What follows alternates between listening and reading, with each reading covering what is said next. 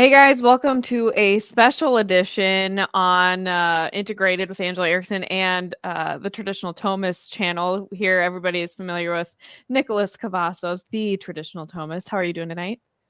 I'm good. I'm still kind of like in this giddy mode where I'm like, wow, this is the first live stream at least I've ever done on my show, even though you kind of did all the heavy lifting. And then Oh, also the I first felt like time, you did all the heavy lifting. That's hilarious. Well, no, I I was appreciate it. I was full just screenshotting mode all afternoon, so you did all the heavy work. But you're also the first woman here on the show. So I guess technically welcome to my show as well. Welcome to the Yeah, Traditional Thomas. you've So been on my channel before, haven't you? yeah, like once or twice, but I haven't had a guest on my show in probably a good year and a half. It's all been solo videos, and I've never done a live stream before. And so this is fun. This is fun.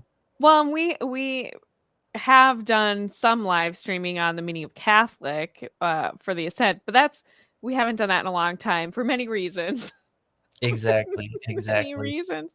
But yeah, it's fun to finally be on here again a little bit. I've kind of taken a summer hiatus with some big life changes and getting ready to have a baby and all of that. And so naturally I started to get back into things when life is getting really busy, like even more busy again with homeschooling and stuff. How's your summer been? You've been doing what It's have you been been doing? it's been interesting. I actually was kind of thinking about it today in chapel. I was like, what is the stock of my summer? Because, I have about one more week left before I start hitting the textbooks again. And I thought, I think the biggest thing that I'm taking away from it is the importance of cultivating charity toward God, in the sense that that's the root of the spiritual life. That's the root of the whole meaning of human existence, is to have greater charity for God that spills over into greater charity for our neighbor. That's something that I think has kind of been my big takeaway for the summer months, but it's also something that I can take with me going forward. So, yeah, it should be interesting to see what comes of that. Well, and it's really important because as we move into the next election season, here we are trying to combat so much evil, and charity is really the only thing that can combat that. And so we decided to talk tonight about why Kamala will destroy America. It's not really a question of if, but when, if she gets into power. Exactly. Um, and it's actually terrifying. And one reason we decided to do this, you and I, is I'm from the state of Minnesota, so I'm extremely familiar with Tim Walz. I've testified at our state legislature against abortion bills, like the I don't know if I testified against the Born Alive Infant Protection Act or for that, excuse me, but the PRO Act, which is the reproductive act that they put into law last year, all these types of things. It's just like horrible. Our legislature is completely run by Democrats here, and Tim Walz is a straight socialist. And so we kind of wanted to talk about this dynamic because I've never seen anything like this. I mean, I have never seen, it's so polarized right now between conservatives and liberals and really progressives, I would say. Progressive socialists, I think, is probably the most accurate term for where the Democratic Party has veered to. It's not even liberal anymore. And it's like it's scary. Like as a mom, it's scary to realize that this is the environment that I might be raising my kids in. Because if things continue to go as they are, I don't foresee us having a country. Like I just don't see it happening. I don't know. What are your first initial thoughts about the coup that happened this summer on the Democratic side? Yeah, it's just honestly, it's on the one hand wild, but also on the other end not that surprising when you really sit down and think about it. Because famously, Democrats in political circles, we've always talked about Democrats coronate their candidates. We've seen this, of course, when it came to, for instance, even 2008 with Barack Obama and Hillary Clinton. The Hillary Clinton got more of the popular vote, but yet the delegates were really pushing for a young African American president, and so they drifted over to him. And so there was, kind of an internal squabble, but they came to an agreement. Okay, you'll be my Secretary of State, etc. Then, of course, famously, right in 2016, Hillary Clinton, it's her turn, and they shaft Bernie Sanders, and he's of course infuriated about that. But then he kind of turns on his own supporters and jumps upon her bandwagon and goes with that. Then, of course, famously in 2020, you have this whole host of candidates. I think it was like 12 or 16. I forget how many Dem candidates there were. There was dozens though, but they chose the oldest guy there because he has a big name, the Biden. And so they choose him because he was also an individual who, if you guys remember, he ran many times up to that point. The last one that he ran was in 2008, actually with Barack Obama. And the reason that Obama picked him as his VP was because there are a lot of racists in the Democrat Party who do not like the idea of a young black man as their nominee. And so the old white boomer was kind of the guy that would calm them down and, assuage their fears, if you will. This time around, though, it's not surprising. We saw the early on stages of dementia, Alzheimer's, whatever thing he is going through. No one exactly knows, but it's clearly he's going downhill. I think he And has so he's, Parkinson's. Yeah. I mean, yeah, there's Parkinson's doctors at the White House. Yeah. yeah. Wow. But we've seen this onset kind of starting very early. And we saw this in 2020, but even if you go back and you watch clips from him and say like the presidential debates of 2020 and juxtapose it to the last debate that we had, it's night and day difference. And ever since, of course, that infamous debate, Dem party leadership has been very much so interested, particularly Nancy Pelosi, in getting him removed from his role as the U.S. presidential nominee for the Democrat Party, as well as other big names. And they succeeded. I don't think he wanted to leave at all. I think that he was very sad about that. And I think that's the reason why he has been very silent this entire time after, a very mysterious resignation. He's been very, very quiet. And I think it's because he is depressed. He is sad. We, of course, famously got lots of reports that Jill Biden was screaming in the White House and she was flipping out. And of course, it makes sense. Like, they did not want to leave. They did not want to give power up. But the Dems coronate their candidate, and that's just how it is over there. It's interesting because when I think about what's maybe going on, maybe these are some of the reasons why he's been so quiet, but I actually think it's just because he has been a puppet for so long. I mean, he has been notoriously dishonest as a senator, all of his years and decades of quote unquote service. He has been a notorious liar. He hasn't had a backbone on anything. He's always been able to be bought off. And now you have a man who is clearly senile. So they knew that he was easy to manipulate. If you have the right money, he obviously has ties to Burisma and all these other world leaders that are able to persuade him to do certain things, you could say. Yeah. They have leverage against him. And so now they do kind of need to keep him quiet because he's senile. I mean, he's very evidently, it's not just, I don't think that he's upset about all of it. He was a puppet the whole time for the last 4 years.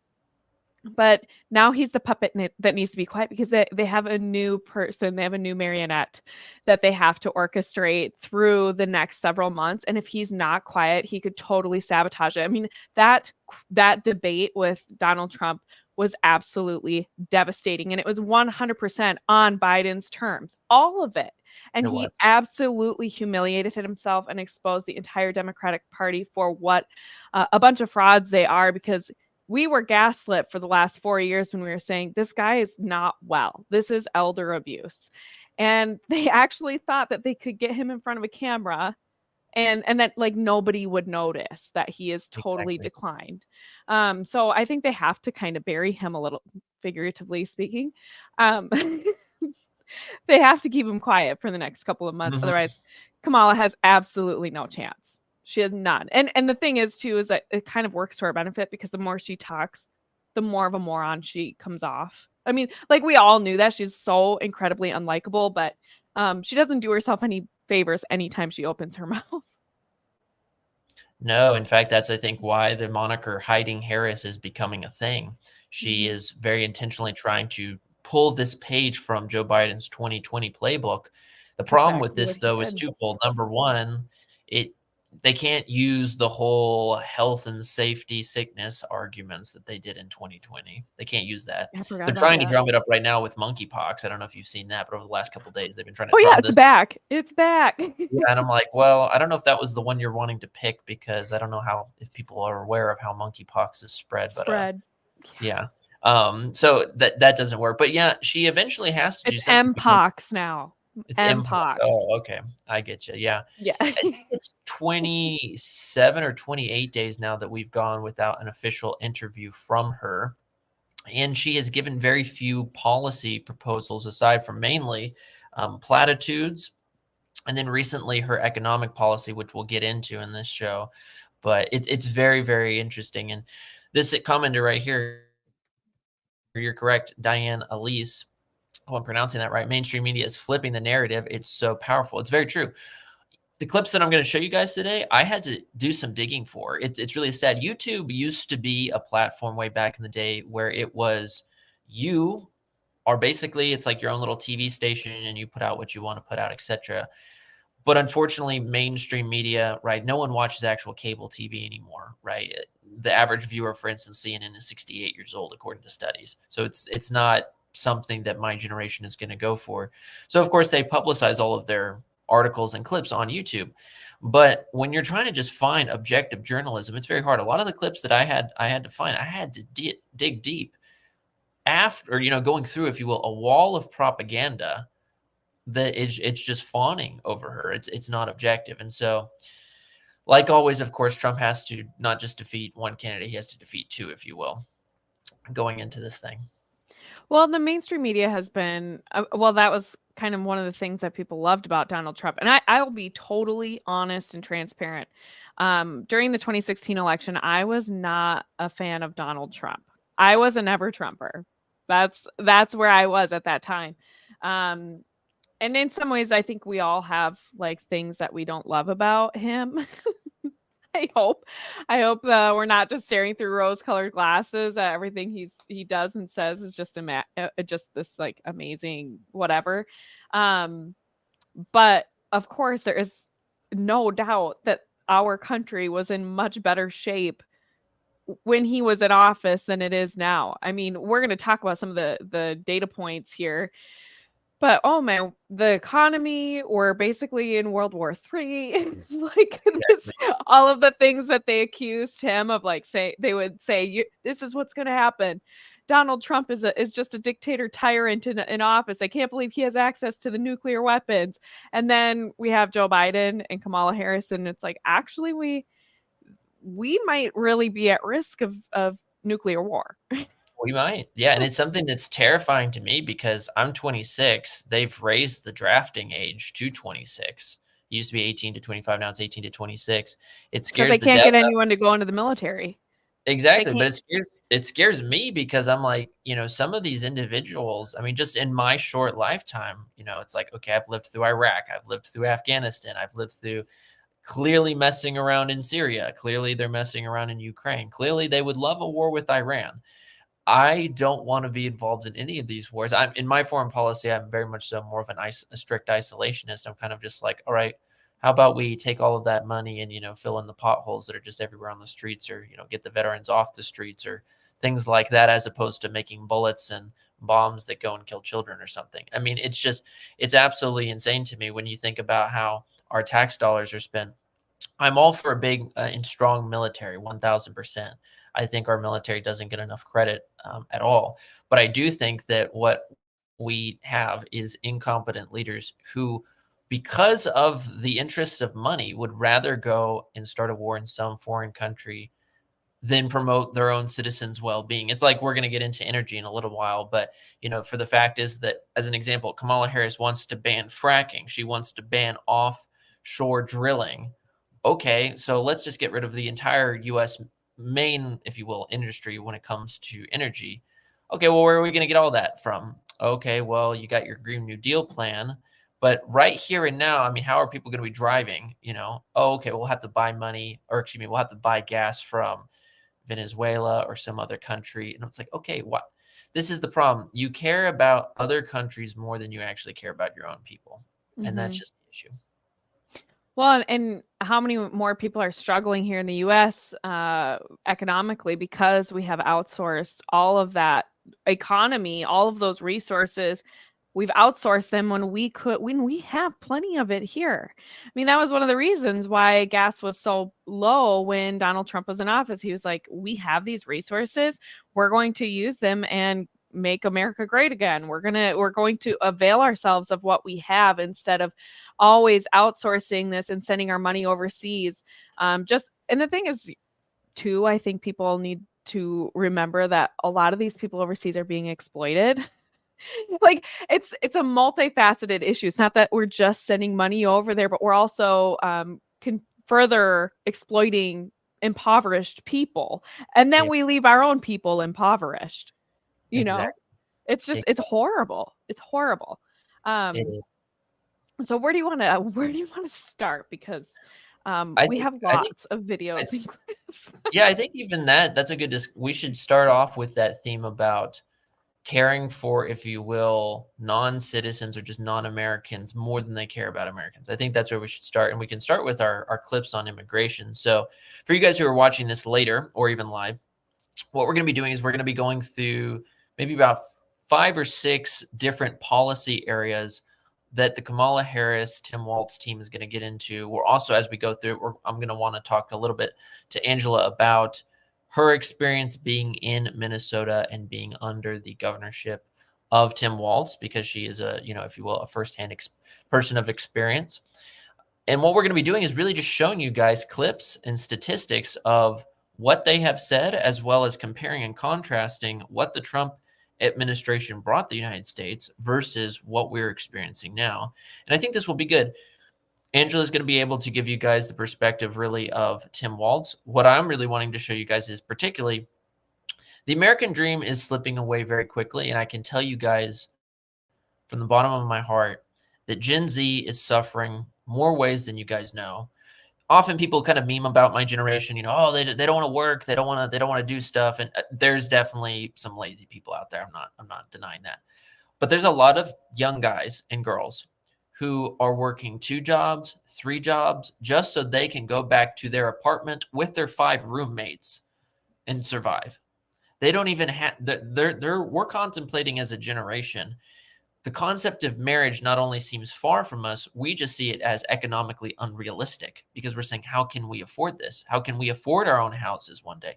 How can we afford a 2-car garage one day? How can we afford children one day? It's going to be too expensive. And the reality is that this is what a lot of my generation is seeing. And this is why we've been nicknamed the nihilistic generation, because there's a lot of black pilling, doom scrolling that's going on. And Yeah, part of unfortunately, it is you guys need to just get off social media. part of it is that, but part of it also is It is. like as an example, like the average medium price of a house now is over 400 grand. And it's Believe like, me, I know. I am about to have my 6th kid, and that's one thing too. yeah, Millennials are feeling it too. I think, um, you know, older generations, especially like the boomer generation, they took for granted a lot of the things that were afforded them yeah, by their hardworking parents. And yeah, like millennials are feeling a lot of that too. And I mean, keep in mind, when I graduated high school, we were at the height of that of the we. I graduated in 2010, so we had the 2008 recession. yeah, Everything collapsed. And so I was graduating high school right after a huge recession. We were still trying to make our way out of it, and we're on the cusp of another recession, which they're happening more frequently.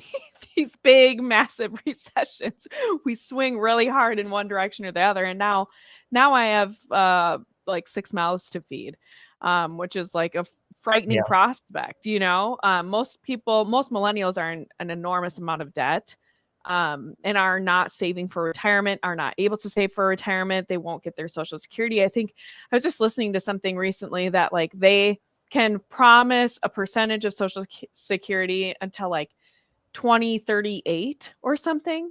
And so yeah, like we've been paying this in our whole lives. I've had a job since I was 14, paying in Social Security my whole life, and I can't rely on that. It shouldn't have ever been set up that way to begin with, but that's a whole nother thing.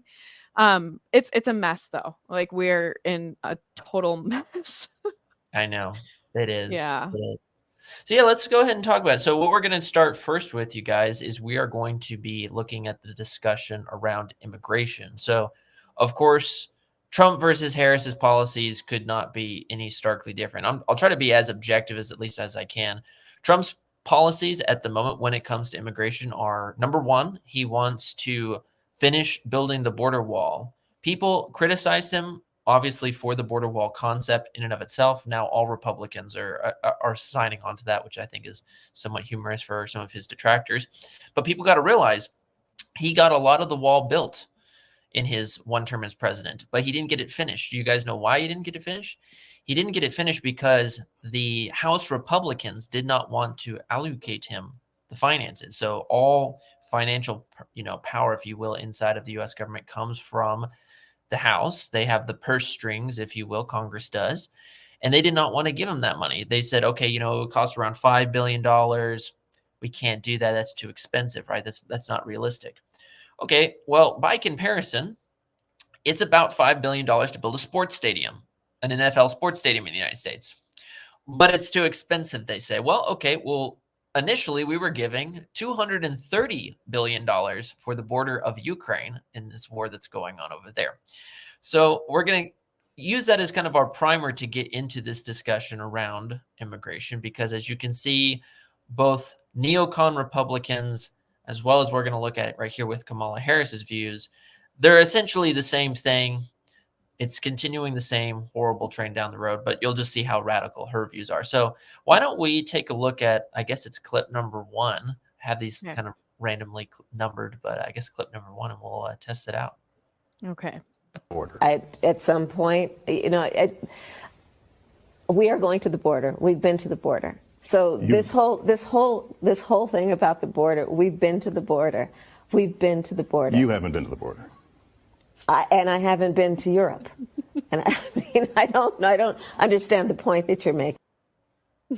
So yeah, that's our first one. So she is, in this context, she's getting hammered. I think it's by NBC about Leslie Holt. Yep. Yeah, Lester Holt. Yeah, about not going to the border because she was famously Joe Biden's border czar. They're trying to bury that now, right? Because the inconvenient.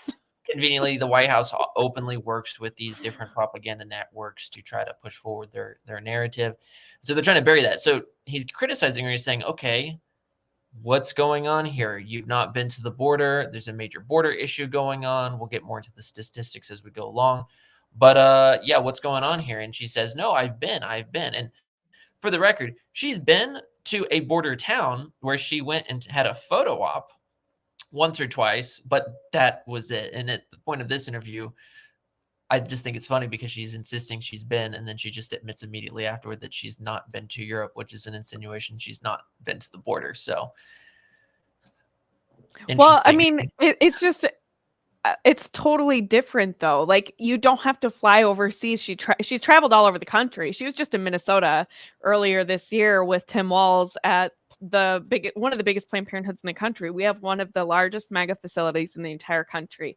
And so they came to do a press conference and show their support for abortion, but she can't go down to the border where we have illegals crossing and trafficking human beings and drugs through at unprecedented rates. Exactly. What? I don't think people understand like how dangerous the border is, not just because of all the illegal migrants that are coming across, but the amount of fentanyl that's pouring in, the amount of heroin and methamphetamine that's pouring in.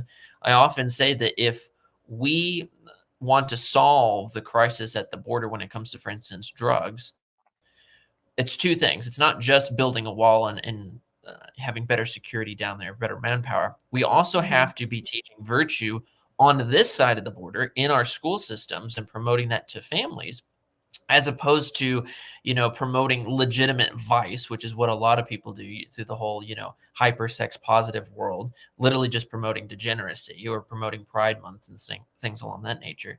Let's promote virtue so that there's not a customer basis on this side of the border. that's able to say, oh, well, we Right. want this, and so please send us your way. Because this stuff, whether it's, methamphetamine, heroin, or whether it's, fentanyl, the fentanyl crisis going on right now, it is killing Americans at an exponential rate. And the fact that nothing is being done about it is mind-blowing. It's yeah, I mean it's absolutely horrific, and people are dying every single day. I do want to take a quick moment just to go back and address this comment from a traditionalist Catholic. He points out that the government uses Social Security to make investments and hopefully get a return, and that's why they don't have all the money yet. Here's the problem though, is that they're investing at a super low rate. You get about a 4% return on their Social Security investments. A normal, good, healthy investment should bring in about 10 to 12%, sometimes even a little higher if you're investing well, in returns that money can then be properly dispersed amongst the people who've been paying in. A 4% rate is super low. It's not enough, especially with the rate that they're spending our money. So that's part of the problem. I understand that they're making those investments. They're making very poor investments. And that's why we've been saying for a long time, we don't know if this millennial generation will get their Social Security. We're like the first generation that since it was started, not that long ago, but that there's been some doubt about whether or not millennials will see Social Security when they retire. So anyway, just wanted to point that out. And too, the immigration issue does play a role in this because we're paying for these illegal immigrants. I mean, even here in Minnesota, we pay for four-year college for illegal immigrants. We pay for housing. We pay for food. We pay for everything. And they're busing them in. We have a huge population of Somalians and Mexicans and things like that have been coming in through the border. So anyway, it's a huge issue. It is very taxing on our economy. And these people they're not putting in money necessarily. They're not earning an income, a lot of them. They're not usually, I shouldn't say that, but there's been a lot of fraud here in Minnesota, especially with COVID, from these particular populations as well. So there's fraud, and then they're not adding any taxable income to Social Security. And so there's less than we're depleting our resources that way too. Yeah, it's insane. And it's what I'm getting back to, which is just the preferential treatment of non-citizens over the citizens of this country. And what I really dislike is the fact that the left intentionally straw mans our argument by devolving the argument down to just race talking. They're like, well, you just don't like brown people, as if illegals equate brown people. Who made up that rule? Like, that's ridiculous. Yeah, It's nonsensical. Why don't you address the real issue, which is that, as you guys said in the 90s, Democrats said in the 90s, Bill Clinton famously said that if you are to send, hundreds of thousands, as we've had now, millions of illegals into a country, it is going to destroy the workforce because, as we all know, you can pay under the table, you can pay in the back room, if you will, and it's going to be way cheaper. It's going to, mess with wages when it comes to workers. And if you tax on top of that preferential treatment to illegal immigrants, then why do you even care about the sake of your own population? I think that this works well with, if we want to pull up clip number 2, this gives you an idea. So this clip is taken from the 2020 Democrat primary debates, I believe, if I remember the order of how I sent this. And it's talking about preferential treatment essentially to illegal immigrants when it comes to services that the government wants to give them. Health care plans that you've proposed in one form or another. This is a show of hands question, and hold them up for a moment so people can see. Raise your hand if your government plan would provide coverage for undocumented immigrants. Okay. You can't see, they're all raising their hands. Yeah, every one of them. Mm-hmm. So the question, again, just in case people didn't hear everything she said, will your health care plan, your health care proposals cover illegal immigrants, right? And every one of them said yes. And notice how the whole crowd claps. Now, I'm sure that most of the crowd there is donors, the donor class. And the reason that the donor class loves illegal immigration is because, as the old adage goes, Democrats want free votes, neocon Republicans want free slave labor, if you will, under the table. And so anyway, it messes with the American worker. Point being, though, is the fact that Kamala Harris, if she gets into power, is going to, with federal tax dollars, be trying to get pushed and get passed some type of universal benefit for illegal immigrants. Which at that point, it's just like, okay, you can't get the VA fixed, right? We've always had VA problems in the United States. You clearly want to defund the police, which we'll get into that discussion in a while when it comes to ICE. But you want to give illegal immigrants this preferential treatment. Why? Is it to appear righteous and just because you don't actually have an ethics code that's rooted in like an eternal reality, or what is it? Yeah, it's interesting. And we're going to talk a little bit about this as well. But yes, I mean, even Kamala Harris, with all the media flattery that she's been getting, there have been enough people that have been honest that are, because it's so outrageous. So yeah, maybe we want to move on to clip number 3 here. It's still a continuation of the immigration issue. Am I correct? Yeah. All right. I believe so, yeah. Okay, let's add it. Of decriminalization of the border. If you'd be so kind, raise your hand if you think it should be a civil offense rather than a crime to cross the border without documentation. Can we keep the hands up so we can see them? Let's remember, that's not just a theoretical. Only one person didn't raise his hand. There's still a few old blue dog Democrats out there that are being like, wait a minute, we all in the 1990s would have not raised our hand. Like, why are we doing that? I love that Joe Biden is doing that because, number one, deep down, like, again, he's just an old dude. And I'm like, yeah, you clearly do this positioning now because it's popular in your party. But yeah, in the 90s, I can pull up clips of you very clearly talking about like, yeah, deportations and things along that nature. And why would you deport someone for a civil offense as opposed to a federal offense? Yeah, but do you remember, like, even in the 2020 debates between Kamala Harris and Joe Biden? I mean, she attacked him for being a racist. She attacked him for the school bus issue, busing kids like her, black girls like her. You know what I mean? It was just, he's a total psychopath, and so is she. I mean, they capitulate on everything. Yeah, it's crazy. Yeah, no, she hammers him for supporting, a policy that would not include forced busing, right? So for you young guys who don't know what that is out there, forced busing being in the civil rights era, let's, integrate the bus systems together. Biden was against that, and she's calling him out on that. She's saying, "Oh, you're a racist," and then of course But I'll be your vice president. I'll be your VP. And it's like, all right, well, I think I don't know if you really care. I don't know. Point being, though, is they want to say now that illegal immigrants, illegal aliens, that crossing our border is just a civil offense, and it shouldn't be considered a federal crime or something to that effect. Real just practical question for you. In the psyche of all of the, cartels out there who smuggle individuals across the border, sometimes multiple times because individuals are going over there and kidnapping people and bringing them back south, or vice versa, or just in general, right, exploiting people's dreams. Does this deter them, or does this only seem to soften the issue in their mind? And this is a really interesting point too. I think it's really important that we talk about this issue of human trafficking. I think we sort of like to turn a blind eye, but America is one of the largest developed countries. We have some of the highest rates of human trafficking here.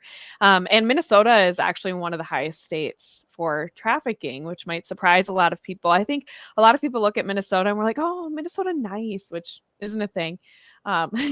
Anyone from Minnesota will know that it's Minnesota passive aggressive. It's kind of like the Southern bless your heart kind of thing. I get you. Yep. But the thing about Minnesota is that we actually have an open waterway through through Lake Superior, out through channels into the ocean. So that's one way that traffickers like to access Minnesotans, but also because we have I-35 going all the way north-south. from Yeah. Minnesota down to the border.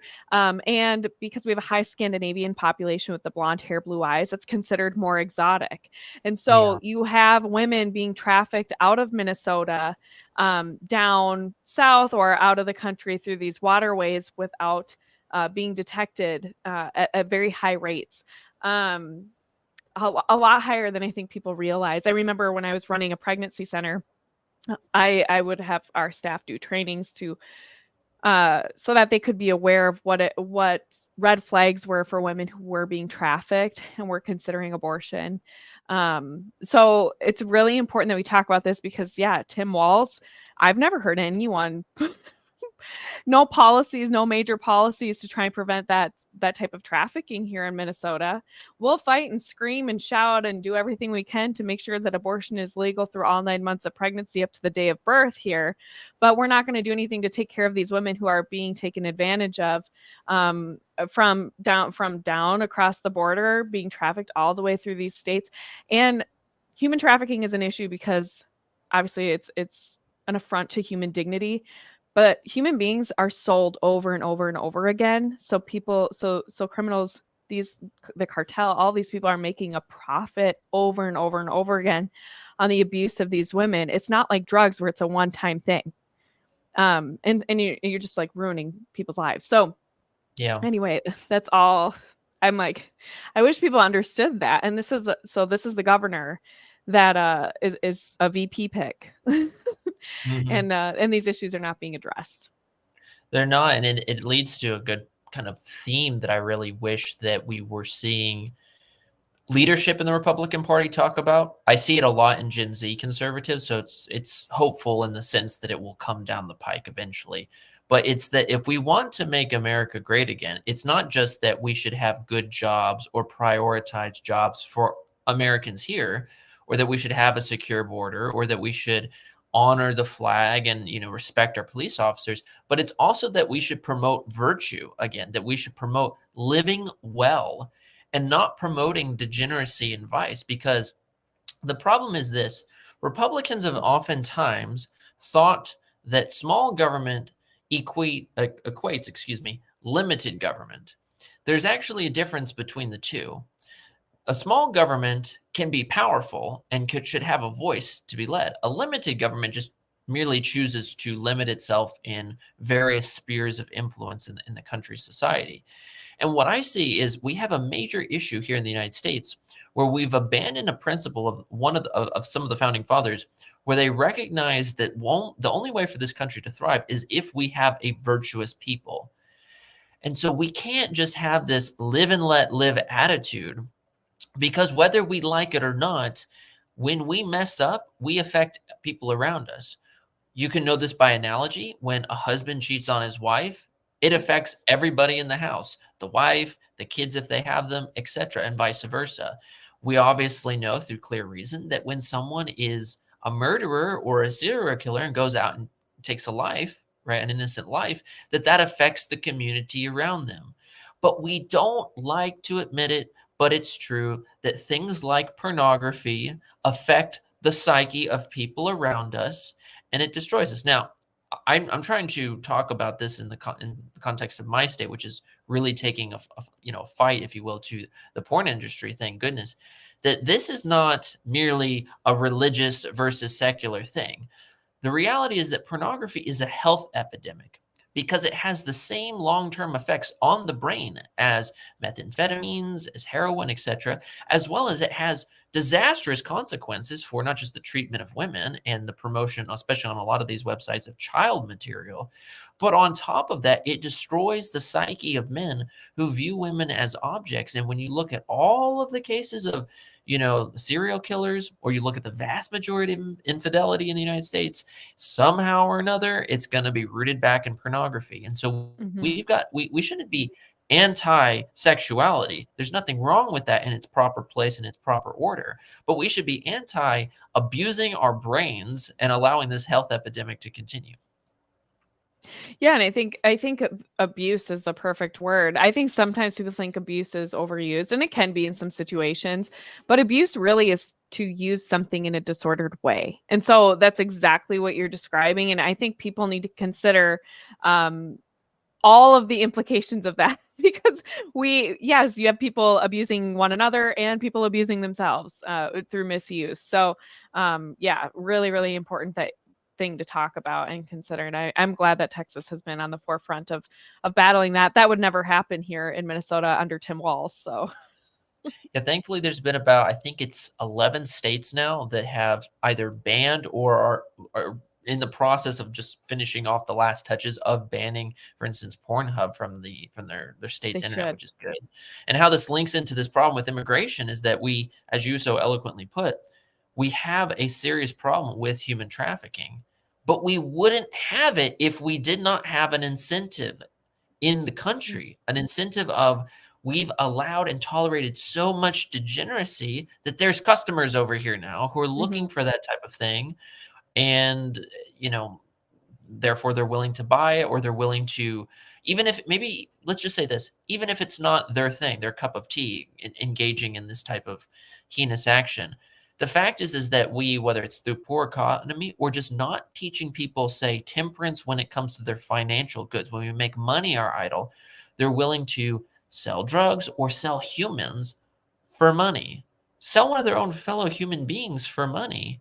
We won't talk about that. We'll talk about how, okay, you know, several hundred years ago, we had a serious issue with slavery. We should not deny that. But we'll focus everything on that and make it a wedge issue today to divide Americans, as opposed to real slavery that's going on right now in the United States.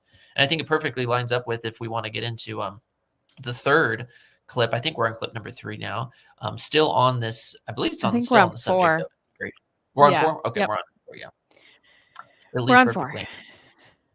Undocumented immigrant is not a criminal. Being an undocumented immigrant is not a crime. An undocumented immigrant is not a criminal. An undocumented immigrant is not a criminal. I've seen some of the worst of criminal behavior. I have seen the worst of crime. An undocumented immigrant is not a criminal. An undocumented immigrant is not a criminal. An undocumented immigrant is not a criminal, and we have to correct course in this conversation. Yeah, and I think we need to talk. I mean, obviously what she's saying is not true, but people will often say, well, being an immigrant isn't, or not all illegal immigrants are bad people. Like, what would you say to them? Well, I would agree. Well, first, I guess the philosopher me would be curious to say, okay, what do you define as bad, and where do you get right from wrong? Where's that rooted in? But if I was just to give a more of an off the cuff answer, I would say, sure, to assume that we are saying immigrant equates bad is a straw man argument that's not being honest, and it's being used to divide people in the United States. The reality is that immigration is a good thing when it's put in its proper place, i.e. through a good immigration system. To just flagrantly defy the law, to cross over the border, and then either to be, let's just say, incentivized to, you know, take a lot of Americans' tax dollars through these various programs, etc. That is not right, because number one, you're breaking the law. It's analogous to busting down someone's door, sneaking into someone's house uninvited. We all recognize that is wrong, right? There's nothing wrong with you saying, hey, can I come over for dinner? And I say, yeah, come in for dinner. There's nothing wrong with that. There's something wrong though when you try to sneak into the house and you know, take what I have. That's an issue. And so it's defying the law. What it also does for the American psyche, just for the people who are already here, is it tells us that we don't value the rule of law anymore, because all of a sudden, you know, we'll throw Americans into jail for protesting, but the guy who broke across the border, we'll give you a free phone, we'll give you money, we'll give you healthcare, we'll get you a job. It's this class system where the American taxpayer is now a lower class that is supposed to give money through a system and basically, if you will, feed and incentivize this feed a higher class, a class of, if you will, untouchables that are not untouchables in a bad sense, but impeccable. They can never be criticized, because if you do, you're racist. You see the UK, they're doing this in a more extreme form. People just making tweets online and being thrown in jail. Yes. It's insane. That's coming for us. I mean, we're not that far off. Like I think of people who have been visited by by these agencies for virtually nothing here in the US too. I mean, it's crazy. It's very Orwellian. Like, I know Yeah. people have been saying that since 2020, but it really is. And people would do well to get caught up on good classic literature and history so that we can avoid these mistakes. And I think to this point that legal immigrants are angry with illegal immigrants is a really important point too, because I'm very Irish, like tons of Irish ancestry, like mostly Irish. And my ancestors came here legally. Mhm. And I have nothing. I have a sister that lives on the border in El Paso, and my nieces and nephew, they're half Mexican. Is that like a problem to me? No, because their family came here the right way, and they're not imposing on our taxes, and they're not taking things from us that they shouldn't be taking. They have come in here and they are Americans. They have citizenship, and that's a great thing. There's nothing wrong with that. Yeah. But yeah, I think it's important too, because there are people who are doing the right thing, putting in the work, and then other people don't do that and they get all the benefits. They do. Now, if you guys would have noticed on the clips that we just showed, this last one, there was a bunch of images of young children that was on the right-hand side of the screen. Those children are the victims of crimes of illegal aliens who have come across the border and have killed them, engaged in actions that you can't even describe here on YouTube without automatic flagging, etc., that kind of stuff. Very, very heinous crimes. And the reality is a lot of these individuals are prosecuted and let back out into the system in a lot of these blue states, or they find their way to sanctuary cities. One clip that I was trying to find, but you can find it in certain places on YouTube, is Kamala Harris when I think this is when she's DA of San Francisco, bragging about the fact that they are a sanctuary city and that she is proud of that she glories, if you will, in that reality. How can we take that seriously and say, okay, she's at the moment in this DNC convention trying to assuage the fears of voters and saying, we will tackle this immigration problem. You've had 3.5 years to tackle this. It's been incentivized by you. Mm-hmm. All that this talk now is literally just talk to try to get moderates to jump back on her bandwagon because she knows she's losing that issue. But what I really, really hate about this is the fact that while she did nothing, but now is saying that she'll do something, Americans were losing their lives. They were losing their lives through crime, through sexual abuse, and through fentanyl.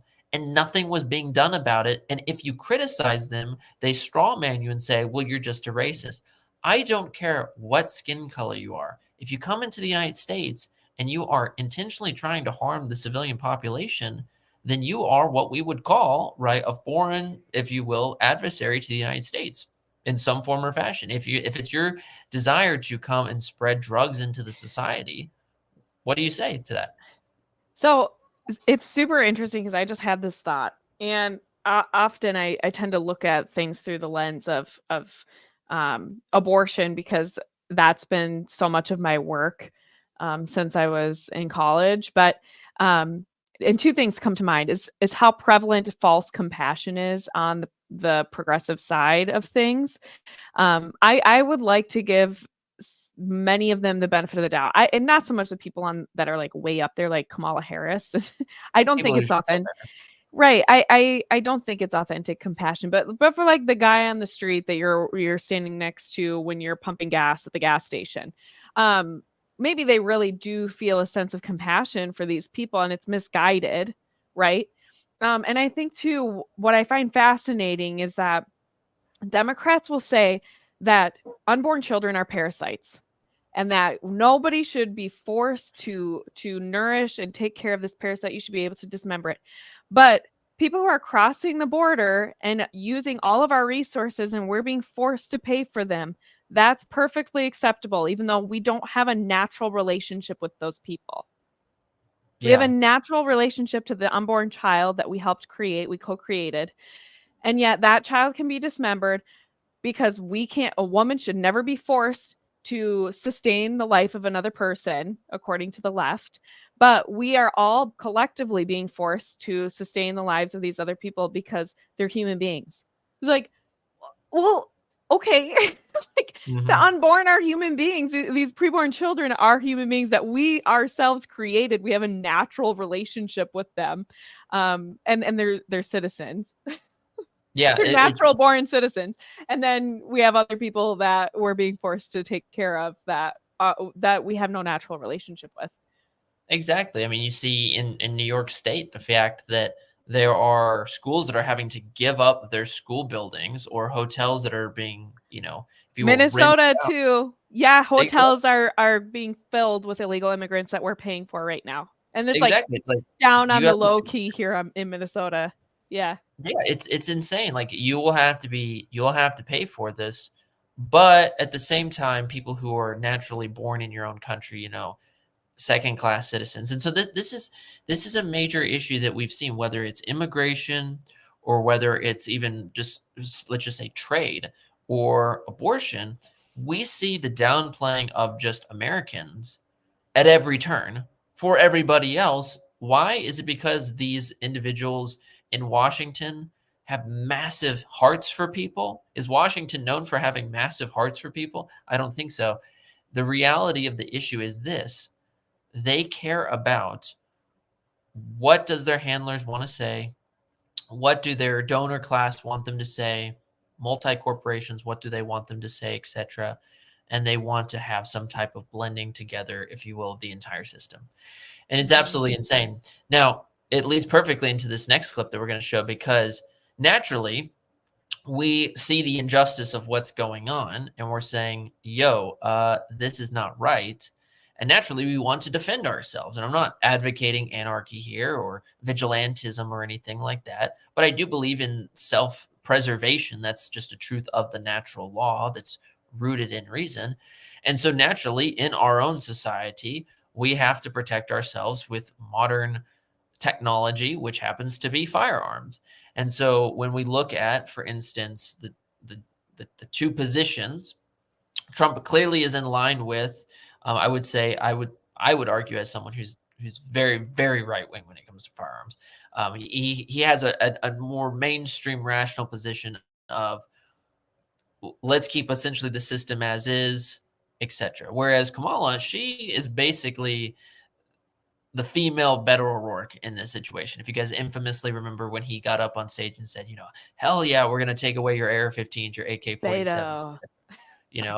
We haven't heard much from him in Texas, thank goodness, because, he decided his position with guns is hilarious. He was like, at first in 2018, when he was running against Ted Cruz, he was like, yeah, we just need to have some rational gun reform, etc. And, he lost, but he was in Texas, so he knew he was going to lose. Then he goes to, presidential race as a loser. And he says, I'm going to run for president. And then he goes full lib mode. He's like, no, we need to ban all assault weapons, which we'll get into what that is in a second. And lost. He was pretty far down. And then decides to run for governor, right? Third time's a charm, I guess, in his mind, here in, 2022. Lost by 11 points, so even greater loss than against Ted Cruz. Ouch. And at first he was like, yeah, no, we need to have, I'm pretty fine with the Texas gun laws. They're all right. Maybe just a little tweaking here and there. And then of course we had the very tragic shooting that took place in, I believe it was February or March of that year. It was early. Forgive me, I can't remember the exact dates. However, he decides to go and storm a meeting with Greg Abbott. You can find that clip online. It's a sad situation that should not be minimized, and it was improper what he did. But what I find humorous in a good sense was the way that one of the gentlemen at the meeting responded, where it's like this old kind of pot-bellied, stereotypical Texas superintendent who just kind of gets up there. He's not running for politics, so he didn't care. He basically just cusses him out and tells him to get out of the room. It was pretty funny. It was just like, as a Central Texan, not too far away from where the shooting happened, it was like, yeah, it's one of me telling him off. It was pretty nice. So, but yeah, let's get into this next clip, because I think the next one's on guns, if memory serves. Yep. And they want to ban books. While you try to create safe and welcoming places, where our children can learn, extremists attack our freedom to live safe from gun violence. Yeah, I think in part of the clip, she says, we want to ban assault weapons. They want to ban books, which I'm like, okay, it doesn't take more than literally 5 minutes of research to recognize that we're wanting to ban porn in schools, okay? Like, going back to just basic, human decency, it's probably a bad idea. I don't know. Maybe this is old-fashioned, but to be showing pornography to third graders and being like, hey, Jimmy, this is what this is. I mean, that's insane. And As a juxtaposing mom, yeah. that we don't care about children's safety is insane. As a mom and a homeschooling mom, I have, I've mentioned now I have 5 born kids. I have another one on the way due in October, but my oldest is 9 years old. She just turned 9. And I cannot tell you how impressionable her young mind is. And the way, like, if we go to the library and she saw a picture of one of those doctor masks from the Black Plague. Do you know what I'm talking about? Oh, They yeah. look like bird Mhm. beaks. Yeah. She couldn't sleep. She stayed up one Yeah. night crying because it scared her so much. And that's just with like scary stuff. And then what happens when you introduce sexual stuff? I mean, I can't even, I'm like, these people are so evil. They're so nefarious, and they know that they have to know they are grooming these kids. I mean, I don't care who you are. These kids are impressionable. You cannot ever unsee something. When you see it, Yeah. it's embedded into your brain. And I just, yeah. So anyway, yeah, you are exactly right. Sorry to get off on Yeah. that tangent, but it's like, No, it I just fully agree with highlights you. the point. I fully agree with you. And that's why it makes me mad, because it's like you are basically saying, oh, they want to ban books, not telling what are in the books, and juxtaposing that to, but they don't want them to be safe. They just want people to, show up in schools with machine guns and hang out. I mean, like, what is this nonsense? And so it's dishonest, number one. It's just political pandering, but it raises these two good issues. So number one, we've kind of touched upon it already, but the reality is that they have no issue with essentially pornography being introduced into schools. That's what's going on. I remember when I was in, let's see, 7th grade, I believe it was 7th, 8th grade. I worked for a few years as just a volunteer at the local village library, right? Very good, wholesome library.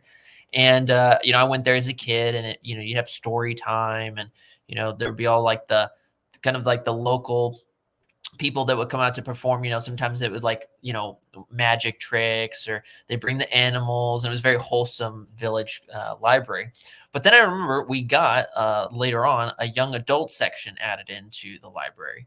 And I was kind of tasked as a helper of just, organizing the books on a practical level, just categorizing them. And the lady who became the head of it was, a flaming progressive. And I remember in 7th or 8th grade, somewhere in there, stalking the books and being like, what the heck are these books here? Opening up the books and them being drawings of pornography, straight up. And this is out in the middle of the room, out for anybody to just walk up to. They're not behind a glass case. You don't have to reach up really high. No, they're just there. They're just right there at eye level, and you can just grab them. And this is in Central Texas, that anyone can just walk up and grab to. So you know what I did? I don't think I've ever told this story. I just took the books and threw them away. I didn't tell anybody. I was like, this is evil. This is, you don't just show this to children. I mean, I was in 8th grade. I was like, what the heck is this? And these Little were pious books. Nicholas Cavazos throwing library books away. I threw them away because I was like, I mean, I distinctly remember they weren't like romance novels. Some of them were essentially like young adult, like life books, where it was like, okay, let me give you instructions because you're forming now and you probably don't know what's going on. So this is what you do. This they want to give to children. They want to expose this to children from an early age because, as you said, children are impressionable. But they juxtapose this to this discussion on guns. They want to take away man's protection for himself. They give this impression that the Second Amendment is there for hunting and fishing, and that's why the founders had them, which is a lie, because if you didn't hunt or fish back then, you weren't eating. You didn't just go down to the local grocery store and get your processed foods, right? You didn't eat. It was there to protect the civilian population from oppressive government. That's what they say in the Federalist Papers, which they don't want people to read or teach anymore. That's what's written in the discussions around the formulation of the Constitution, the Bill of Rights. They don't want to mention that anymore. And so what they want to do is they know they can't get rid of it now, right? Because Kamala, as much as she would like to do, a door-by-door seizure of guns, that's not going to happen. If she tried to attempt that, that's Civil War 2.0 immediately in America. It would never happen because we have more firearms than anybody in the country, thank goodness, or in the world. In the world, yep. In the world, thank goodness we do. But what they'll do is they'll say, okay, by incrementalism, we'll go after assault weapons. What are assault weapons? Well, they don't even know.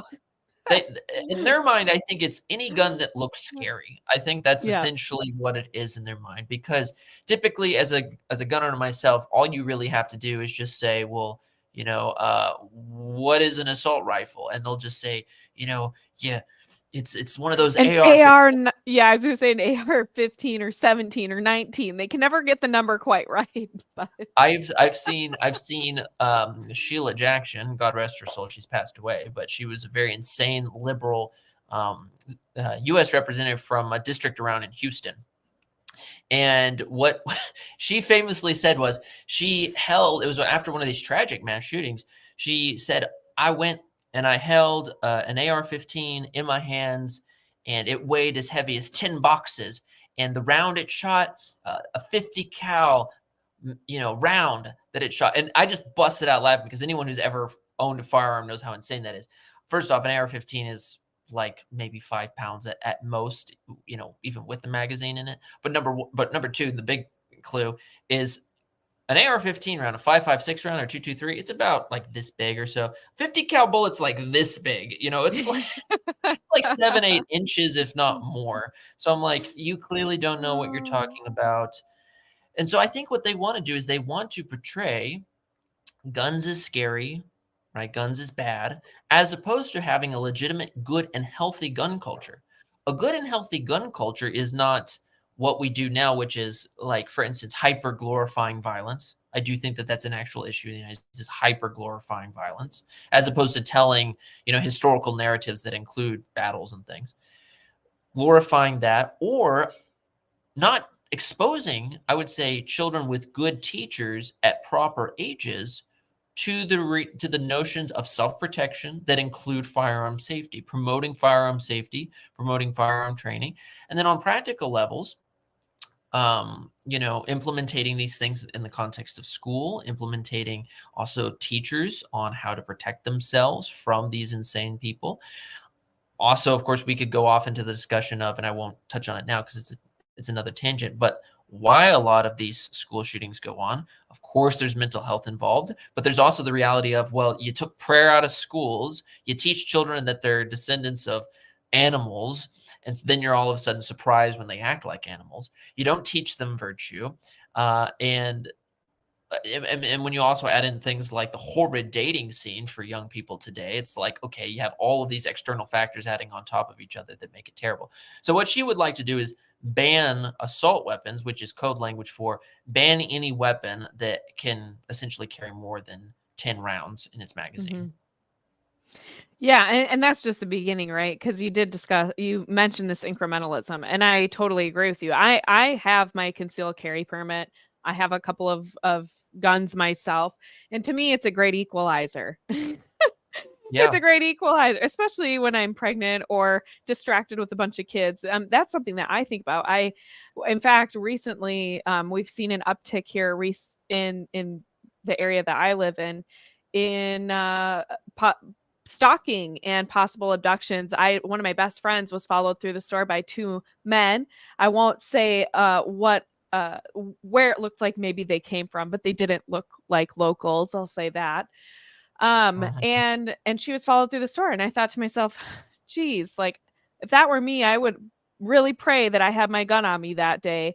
Thankfully, she was smart enough to ask for help before she went back out to her car. But like that's another reason why women of all people should be advocating for their Second Amendment right. Is it's an equalizer for you and your children. So, yeah. It is. And it's one thing where people have to realize, like, when we look at the history of the United States, we see that the first attempt of introducing gun control into the United States was post-Civil War Democrats in the South who didn't want Black people to get firearms. Why? Because, as you said, it's an equalizer. They didn't want that reality taking place. And so they were attempted to do, you need to be, you have to have a zillion and one background checks, and you have to have a certain amount of white people sign off that, old Jim can get a firearm and things like that, which is insane. It's treating them in the same racist attitude. I'm not racist. I have 5 white friends. Yeah, it's just insane. It's insane stuff like that where you're like, what is going on? But that's just what you have. And I think that the sad reality is that when you look at the intention of the founders, this is why I say I'm pretty right wing on this issue, is that the founders today, if they were here, do you know what they would be doing with firearms? They would be in an Abrams tank with a keg of beer, hunting deer. That's what they would be doing. Because if you read the lives of the founding fathers, they were some wild dudes who really liked just kind of living wild lifestyles. Even though this individual is not a founder, but a good president in many ways. He had some really bad racial policies, but Andrew Jackson, he would notoriously, like, he and his boys would go to the bar and they would just have a wild night, and then they would immediately go out from there and like fight a battle or something like that. He would engage in duels and stuff with his enemies, and people of course called Trump unpresidential, whereas like we have presidents who are engaging in duels and stuff, which is funny. So point being though is that I think that we just need to have a much more healthy gun culture and recognize that, yeah, if you're wanting to protect yourself, not just from criminals, illegal aliens, but also if the government really tries to crack down and do something insane, that's when you need COVID.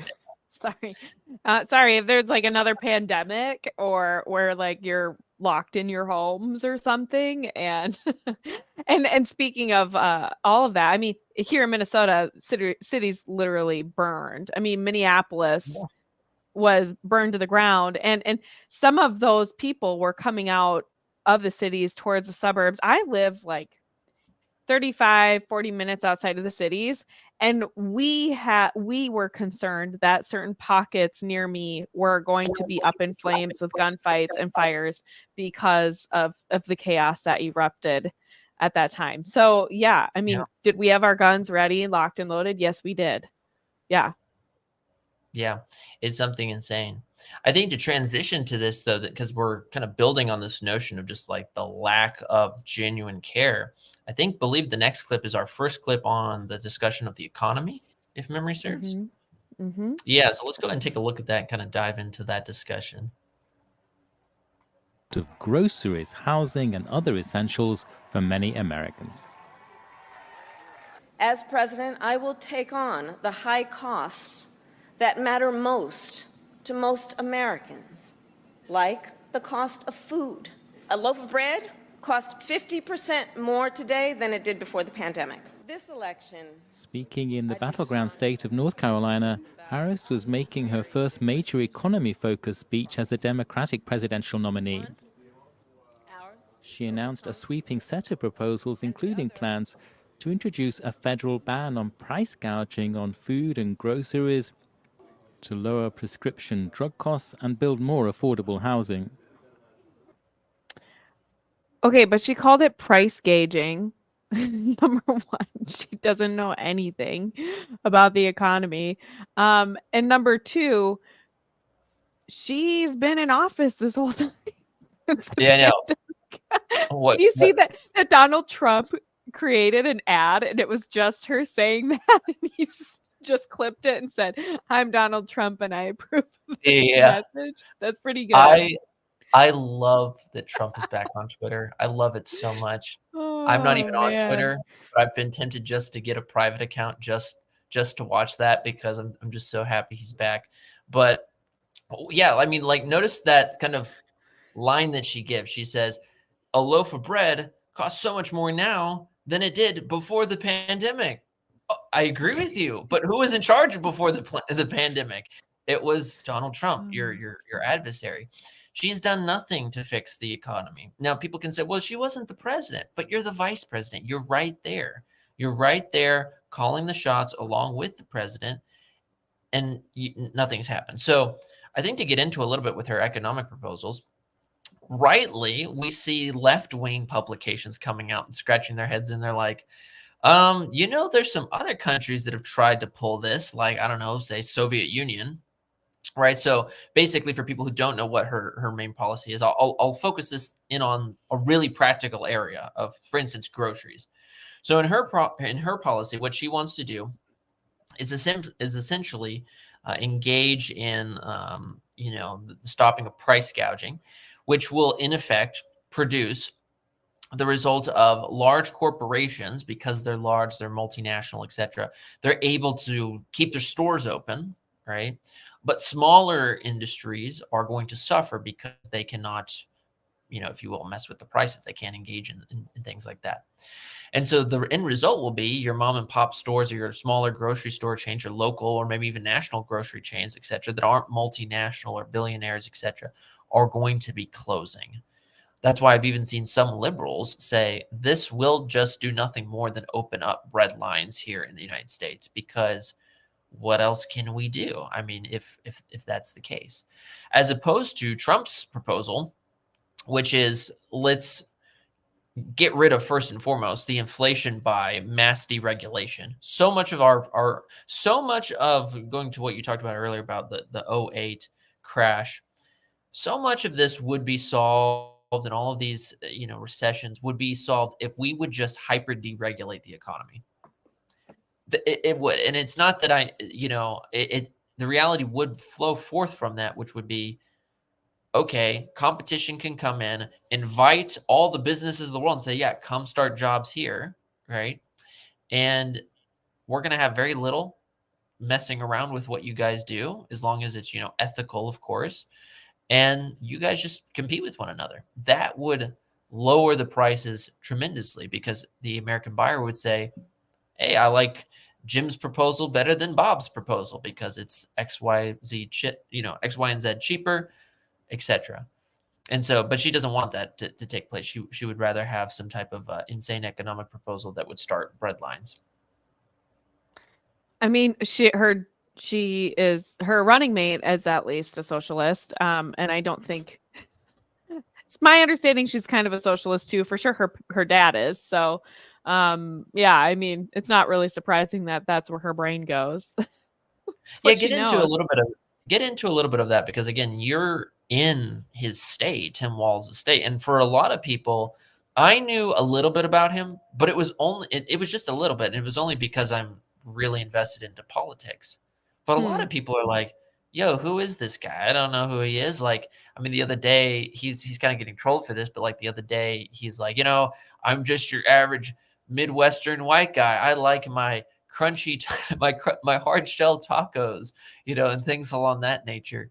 And kind of just trying to meme up the whiteness, I think, to appeal to a certain vestige of that boomer dim group that still suburban white moms, probably. I mean, yeah, obviously, suburban white moms who like back home. A lot of them can be like Hillary Clinton. Like, I'm sure Hillary Clinton was like, I mean, she talked about, having hot sauce in her handbag when she was talking with African Americans. And then she would break out into Ebonics when she would go to the black church. Yeah. And then, of course, famously, Bill Clinton, when Obama was running, he said, oh, we used to have guys like him serve us coffee in the morning at the governor's mansion. I'm like, oh, okay, I know what you're saying. So people forget these things, but they're out there. Or like if people want, I mean, they could go on and on with this, but yeah, tell me about who is Tim Walz, for the average normie out there who doesn't know. Well, he's a straight up socialist, and he'll say that what did he say? Some people's he referred to socialism as like being neighborly in one interview. I mean, that's really how he feels about it, and you can see it in his policy. His AG, Keith Ellison, is one of the most insane AGs in the entire country. He is on par with Kamala Harris, except he is probably a lot smarter than she is. And like Yeah. all of these people, I mean, his whole administration is extremely anti-life, anti anything remotely conservative. Tax dollar, like we ended up with a massive tax surplus and like didn't get any of it back. Most of it went to fraudulent organizations during COVID and things like that. I mean, it's more investment in education, which if anyone knows the history of why public education is what it is now, it is straight socialism. And it always has been. I think people sort of are aloof to the history of why we have public government sanctioned education in the United States. And it was to create citizens who would just be obedient to the government. And to minimize the role of parents in the lives of their children. So anyway, just all of that stuff, we're constantly investing in all of those things. But Tim Walz, I think one of the reasons that Kamala Harris selected him was because he's lesser known. You get someone like Gavin Newsom that everybody already knows. He's very suave and charismatic, and people kind of instinctually now sense there's something slimy about that. So we're going to go with the no-name guy from Minnesota, where people generally think of hot dish and just like Minnesota nice and 10,000 lakes. It's beautiful. We're just going to go with that guy, and we can create his image, except that hasn't gone very well for them so far. I don't think he's not really a likable guy, no matter how hard he tries. So he's not very likable. She's not very likable. It's just not a great campaign, but he is a straight up socialist. I mean, we have some of the highest taxes in the country, where we are a sanctuary state basically for immigrants. Very, very pro-abortion up to the day of birth. They actually no longer, you're not required to give life-saving treatment to any child born alive, even on if it's just a normal birth, and you discover that they are disabled, you no longer have to provide care for those children. You can let them die. It's just like absolutely horrifying, the policies that we have enacted. Yes, and we got tampon Timmy. We now have tampons in boys' restrooms. The state legislatures, the Democrats here, they don't refer to women as women. They are menstruating or birthing persons. They have completely stripped us of our dignity and our humanity here. And I've listened to it firsthand, testifying in committee hearings. This is how the Democrats talk about women. You are like birthing persons. You are menstruating person. You are no longer a woman. Women do not exist except for maybe Lay Finke or whatever his name is, the trans guy that's in our state legislature that also is super problematic. It's just it's super offensive. So like this is Minnesota. This is why my husband and I spent about a year trying to move out of state, and unfortunately that did not happen for us. So here we are.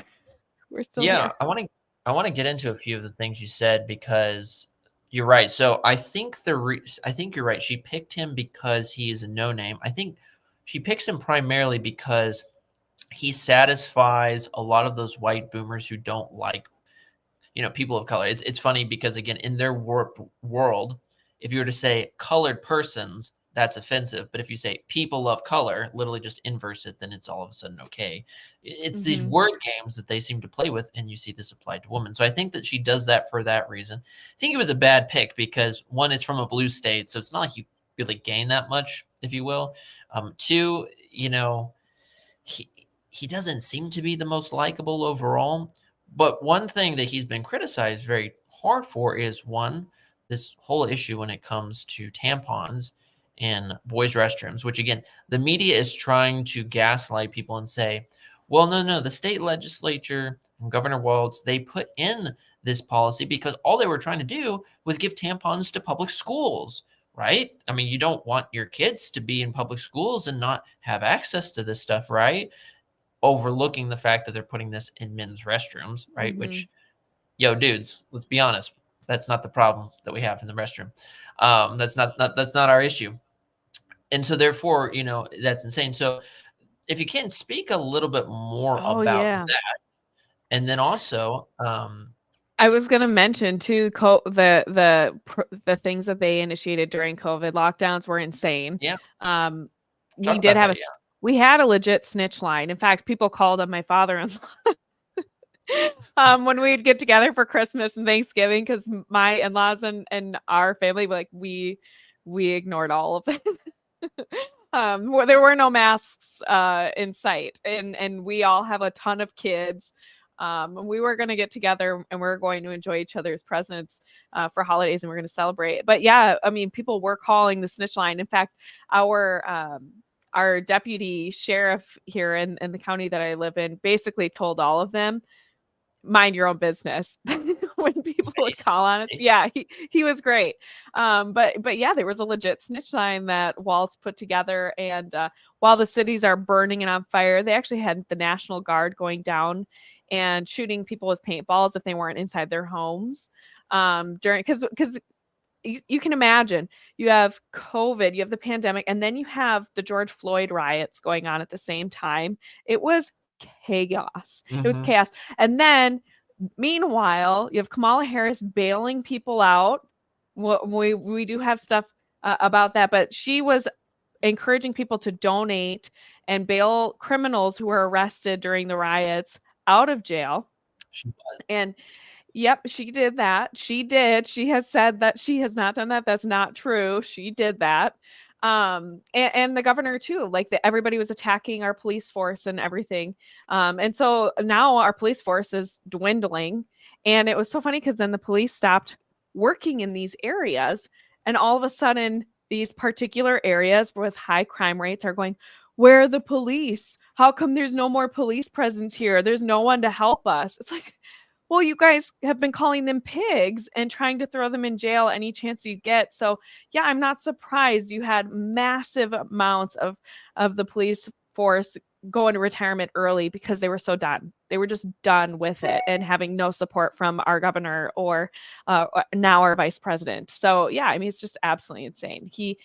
He's a little Timmy dictator. I said we should have had it. I have a meme of him with Kim Jong Un's haircut, and it was like Tim Jong Un or something. I don't know. It was really funny. Tim Jong Un.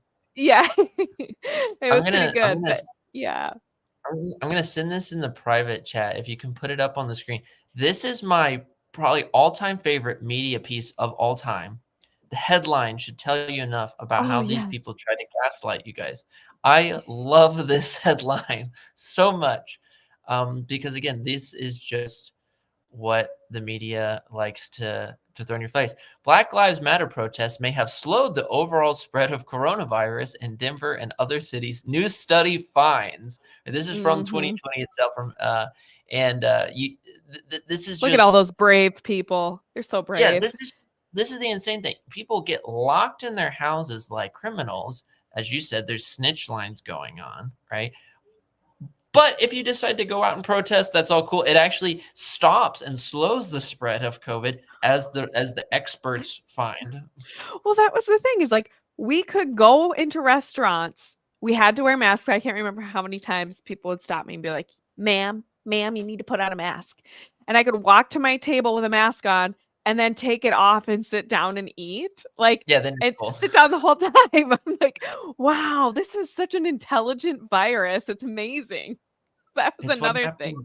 When we don't teach philosophy in schools anymore, at least in public schools anymore, and they're not like actually good philosophy that's talking about logic, the art of reasoning. No, we won't do that. We'll talk about showing pornography to children, and then you have to wear a mask, etc. And Trump actually, he gets a lot of flack.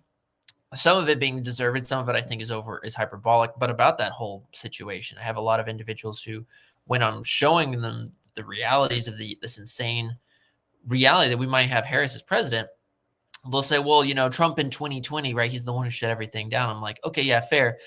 To also be fair, we didn't know what the heck was going on fully, just as us civilians, right, going forward. And then when it comes to, say, the infamous jab debate, people are correct. He is the one who kind of signed off and authorized, a lot of that research and a lot of that. But he didn't force people to take it. It was optional, and it was Dem governors as well as the Biden administration who wanted to mandate it and wanted to shut down businesses that would not mandate it if they had a certain number of employees, etc. And so, two different scenarios. I think it's fine to criticize him rationally, but blame the Biden administration. I mean, you guys remember the Biden administration in 2021? They had the Ministry of Truth. You guys remember that one? The Ministry of Truth, where they were like, okay, to combat fake news, we'll have a Ministry of Truth in the United States. Again, that Orwellian, like people talked about 1984 so much. It's like, it was almost like reading. It's if you haven't read 1984, it's almost like you don't even need to anymore because you lived it. You just lived watched it. It just happened. My husband had to have papers to go out and work because my husband's a lineman. He's an essential worker. He keeps the power on, but he had to have papers with him when he was out working. Seriously. He had to have his papers in case he got pulled over or whatnot. I mean, it's crazy. It's wild. Well, speaking of, I guess, dictatorships in some form or fashion, I think the next clip, if you have it, this one is her comments on North Korea. I don't know if you have that one. Yeah. It's loaded. But this is kind of funny. Sorry. You're good. With the Republic of North Korea. And it is an alliance that is strong and enduring. Oh. That was all. That was the whole clip. Yeah, she says that we have an alliance with North Korea that's strong and enduring. Now, of course, this is a gaffe, right? We all make gaffes and mistakes. But you would hope that at least somebody who's potentially going to have access to the nuclear codes is going to know which country, which Korea we have an alliance with before they push the little red button. They don't send it to the wrong one. So it's really good. Now here's my whole issue, and this is for real people to consider. Do you guys realistically think that President Xi, right, Xi Jinping of China, or President Putin of Russia is going to be intimidated by Kamala Harris? No. Well, they're not intimidated by Joe Biden either. I mean, they're not. But see, the thing is, like, and I'm not saying this to be like demeaning, but I'm like, okay, these guys, they make fun of Biden behind his back. They're like, the Americans are literally dumb. They have a senile old guy in charge. But these guys are also going to be like, but now they put a psychopathic woman in charge. This is even more amusing. Let's make fun of this even more. I'm like, do you guys really think that they're going to be scared of this? And this is why, of course, famously, Trump is correct about this. There was no new wars under his administration, right? He was not interested in going to war. I still have some conservative people who think that, like, unless Trump is literally the reincarnation of St. Louis IX, that they're not going to vote for him. But I'm like, no, like, there was no new wars under his administration. We were actually trying to end wars, which we'll get into a little bit about wars as we kind of start to wind down here. But like, do we actually think that that's going to be an issue, in her world? No, I think that she would love to promote wars. I think she would love to have some type of war pop off, because then she could be, I'm a wartime president. You have to support me for my re-election bid.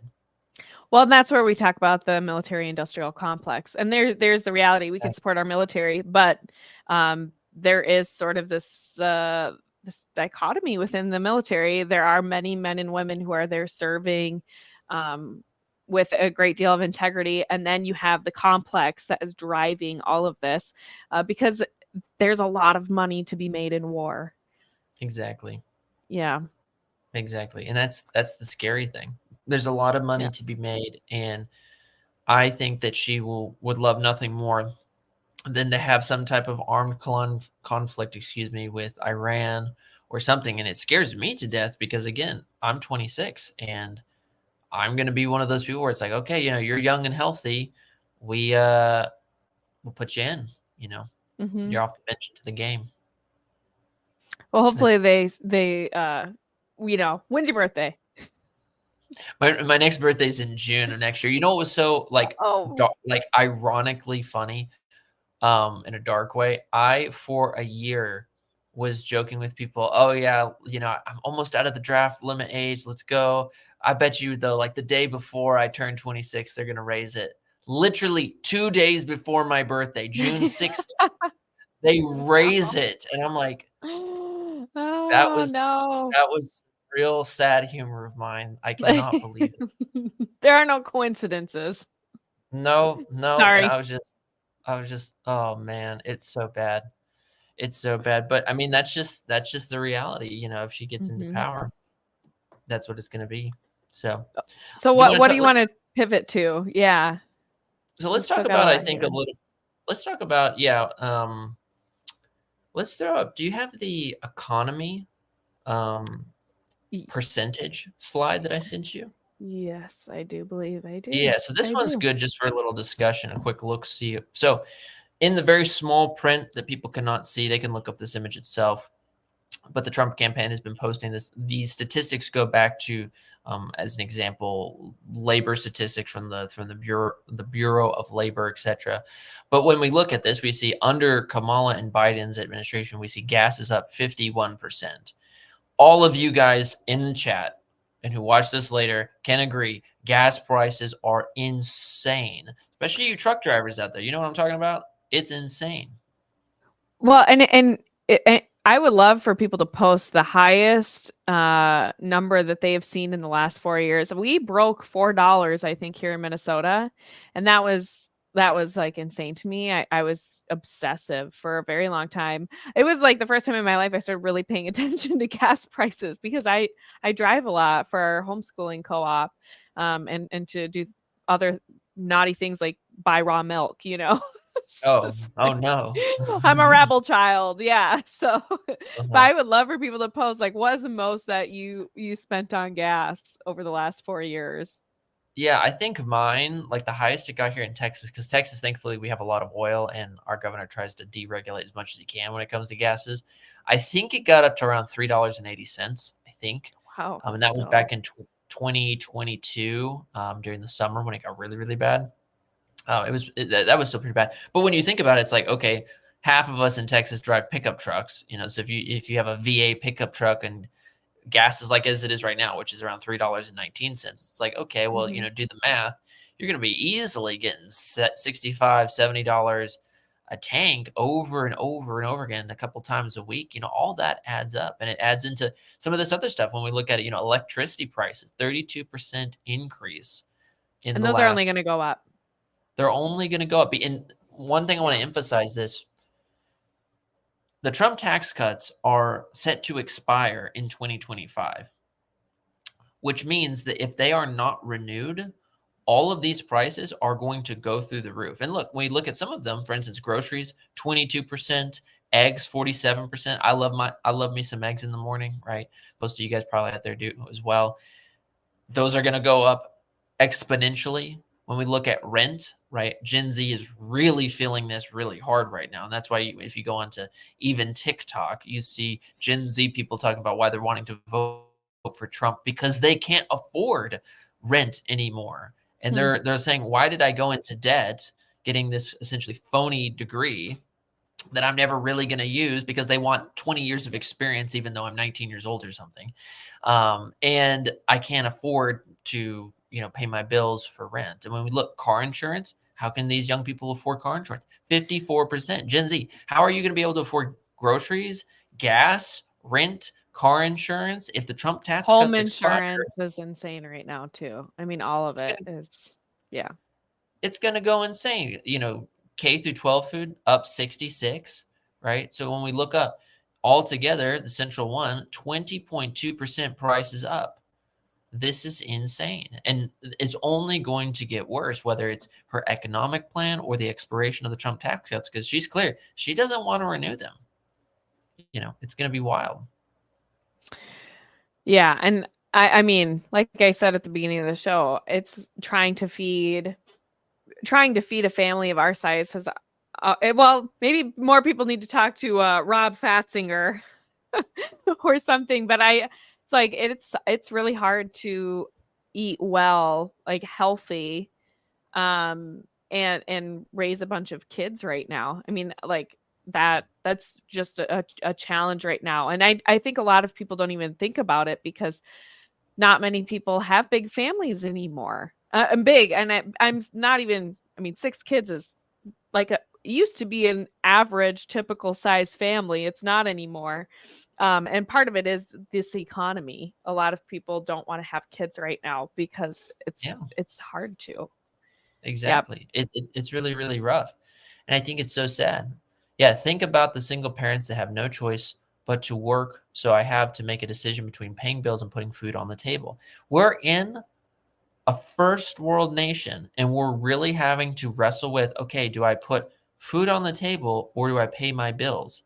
That is insane. And so these individuals want people reliant on them. I mean, though it may sound hyperbolic, I don't think it's too far off to say, yes, people in power who do not care about civilians in the United States would rather have people in the pod, eating the bugs, watching pornography with their AI girlfriends, and not having children, as opposed to doing the quote radical edgy stuff, which is like, hey, can I have a bunch of kids? Can I go get some raw milk? Can I homeschool my children? You know, like those are apparently the radical extremist things to individuals who want to show pornography to children, etc. You know, it's just, it's bizarre. Well, and that's why, you know, I think that free advice to anyone out there who works for the Trump campaign, the liberals right now are trying to say, oh, you know, Trump and Vance, they're weird. They're weird. They're trying to meme weird, which is, again, the left can't meme.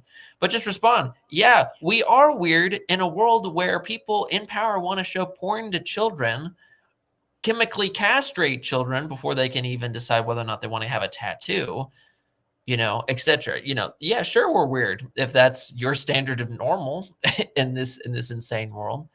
It's just, it's so not right. Yeah, I've heard people, let's see, a traditional Catholic says, I've heard people talk about how kids are too expensive. Kids are expensive. And that's where I think sometimes we have to acknowledge, like, yeah, that's true. That doesn't mean that's not worth it. You know, they're worth every penny. But this is a reality. And it's always in every sort of depression and every sort of economic depression, you will always see a decrease in the fertility rate. And this is about the lowest we've ever seen it in the United States, is what it is right now. It's not even 2 kids per family. I mean, we're talking less than 2 kids per family now. And that's where we're at. And it's so unfortunate because, again, going back to that economic implications is that now we have this, and I've talked about it doing pro-life work for a long time. This is one of the problems that China has, Japan, even some of these other cultures where girls have been aborted simply because they are girls, or you have a 1 or 2 child policy. So now your population is this inverted triangle with the elderly aging out and not enough people to financially support them. It's also why you see so many horrible, awful things going on in the medical system, because they simply don't have enough people to care for the elderly. And that's why euthanasia is becoming very popularized. It's a lot easier to kill people off than it is to have to take care of them, especially when you don't have the hands-on resources to do that. And then you don't have enough people contributing to the GDP, and you don't have an ROI in terms of the economy. And so what happens? Like you're not setting your country up for success long term. Now that we really are struggling with this horrible fertility rate in the United States. So yeah, it's going to be, I don't know. I always, people say horrible things to me in public with my kids. And now my kids are old enough that they sort of understand that they're not welcome or that we're unusual. And I'm always like, who do you think is going to be paying for you when you're retired? Like, who do you think is going to be taking care of you? It's going to be my kids. So if I were you, I don't know, maybe I would just can it. Or it's just also the reality that it's like, as you probably know, but as some of you guys also know in the chat, the Planned Parenthood is giving free abortions and free mastectomies at the DNC right now. They've pulled up in their, portable, murder wagons, which is what they are. And that's what they're giving them. But what I find funny about that in the sense is that I'm like, okay, we are literally going to win this cultural conflict because you're sterilizing your children, murdering your children, or encouraging them to engage in relations that cannot produce children. Whereas all the rest of us are like, yeah, let's have a ton of kids. And right. And so we're just going to win by default because it's like, it's going to be the first time that conservatives actually had a long game. Is that what you're saying? It is, because it's like we Yeah. actually have a ton of kids. Like, I mean, I tell people it's like, go to St. Mary's, Kansas, right? You guys in the chat who live there, you know what I mean? There's kids everywhere, right? There's kids everywhere because there's no contraception going on. And that's a good thing, because kids are a good thing. We should actually incentivize having children on a governmental level, right? And then we should encourage that and say, again, it goes back to making America great again in the context of our culture, and saying in schools, let's not focus so much in on perversion. Why don't we say, you know what? Human sexuality is a good thing because it produces life, this crazy, beautiful thing called a living human being that has great worth and great dignity. Why are we, saying, oh, they're just a burden? Oh, well, why are they a burden? They're a burden because I can't go and serve my own pleasures. I can't go and have my nerve endings in my head shooting off dopamine, because that's my God. I don't want them to get in the way of that. That's essentially what it is. There's no delayed gratification, and so like the internet has also, that's a whole nother thing. But boy, the internet has really stunted our capacity for delayed gratification, and people, it's a huge issue. Pornography, same thing. All of these things that are fast food, we have a fast food culture, and so yeah, we're just going to treat everything like we deserve it, and we deserve it right now. Like, go treat yourself, you deserve it. Like, yeah, okay. So anyway, No. but I digress. No, you're good. I think to move on to the last few little subjects we have, we can touch upon this just really briefly, but do you have those slides of, I think it's from the Daily Wire, but if it's Kamala Harris's volunteer list, where she asks people their preferred pronouns. So this is just a couple slides. So Kamala is asking basically people, do you want a job working with my campaign? This is what she has for her battlegrounds political. So he, him, she, her, they, them, X, M, Z, her, EM. I don't even know if I'm saying these right. Her. We did this whole stream wrong. We did the whole thing wrong. We introduced ourselves and we forgot to tell everyone our pronouns. You're not wrong. You're not wrong. So our preferred pronouns are racial identity, etc. Because apparently the only thing that really matters is the melanin content and our reproductive organ. Just so you know, I'm more oppressed. So at least can we at least be clear on the hierarchy here? I am. I don't know. I'm Hispanic. Higher on the lower hierarchy. I'm Hispanic and you're Irish, so that gives me at least a half point.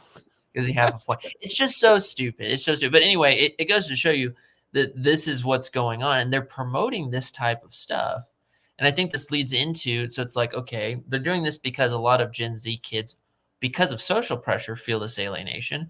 But I would say, and I don't know if you have this clip, but the one on fracking, if you have the one on fracking, going into our discussion on energy a little bit more, Gen Z, one of the ways that we're just going to get around and go to college and get a job is by buying a car. And unfortunately, our cars need gas. And unfortunately, the only way we get gas is by things called fracking and drilling. And so is Kamala interested in fracking and drilling? What is her position on this? And starting with what we can do on day one around public lands, right?